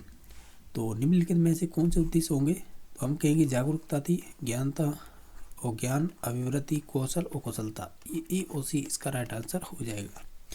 इसमें संभाव्यता की बात नहीं की है और ना ही विश्लेषण की, तो इस वजह से ये दोनों ऑप्शन नहीं होंगे, ए और सी इसके राइट आंसर हो जाएंगे। उत्तम परीक्षण की कसौटी है तो वो व्यापकता हो जाएगी। ऑप्शन नंबर डी सही हो जाएगा। ये कह रहा है किस अधिगम सिद्धांत के अनुसार शिक्षक अपने विषय को भलीभांति स्पष्ट करने के लिए दूसरे विषय के ज्ञान का प्रासंगिक रूप से उपयोग करता है ताकि बच्चे को विषय वस्तु पूर्णतः ग्राही हो सके। तो उसे समवाय का सिद्धांत कहते हैं। यानी रैंडमली किसी के थ्रू है कोई भी टॉपिक कनेक्ट करके बता दे तो उस हिसाब से पूछा या विषय से संबंधित ज्ञान हो। निम्न में से खेल विधि का एक प्रकार नहीं है, तो ऑप्शन नंबर सी सही हो जाएगा, क्योंकि डाल्टन विधि खेल विधि है। प्लेवे मेथड है ना, या प्लेवे विधि बोलते हैं। आपने हेनरी कोल्डबुक नाम सुना होगा। तो हेनरी कोल्डबुक ने एक बुक लिखी थी प्लेवे। तो प्लेवे या तो उनकी बुक है या उनकी एक विधि है, क्योंकि इन्हें नहीं दी थी ये खेल विधि। तो किंडरगार्टन है, ये भी खेल विधि है। तो ओवरऑल कहें तो ये वाली नहीं होगी, क्योंकि ये एक तरीका है। कोई बच्चा किस प्रकार सीखेगा उनका तरीका होता है कि उसे ये रोल प्ले दे जाए, यानी उसे भूमिका निर्वाह करने के लिए कहा जाए तो वो अनुभव भी प्राप्त करेगा और करके भी सीखेगा। इस वजह से ये विधि नहीं है, ये एक तरीका होता है। क्वेश्चन नंबर 148 है, इसमें से कौन सा शिक्षा शास्त्री है जिन्होंने प्रोजेक्ट विधि का वर्गीकरण किया था? तो वो थे किलपैट्रिक। इनमें से पर्यावरण विषय के अंतर्गत कौन से क्रियाकलाप कराए जाते हैं? तो हम कहेंगे एक तो शैक्षिक होंगे, सहशैक्षिक होंगे, पाठ्येतर क्रियाकलाप। तो ऑप्शन नंबर सी सही हो जाएगा। आईसीटी का पूरा नाम क्या है? जिसे कहेंगे हम आईसीटी को information and communication technology. Option number A सही हो जाएगा, सूचना एवं संचार प्रौद्योगिकी। इस प्रकार 121 से हमने 150 तक क्वेश्चन किए हैं। अगर किसी क्वेश्चन को लेकर डाउट है तो कमेंट में बता देना। साथ ही साथ चैनल को सब्सक्राइब जरूर कर लें, क्योंकि इस प्रकार की वीडियो हम डे बाई डे अपलोड कर रहे हैं। तो निश्चित तौर से आपको प्री में तो फ़ायदा मिलेगा ही, मेंस में भी मिलेगा। जितने भी कलाम के प्री मॉडल पेपर हुए हैं मोस्टली मैंने सभी करवा रखे हैं, पहले भी और अगेन भी करवा रहा हूँ। ठीक है, तो बाकी वीडियो देखने के लिए धन्यवाद।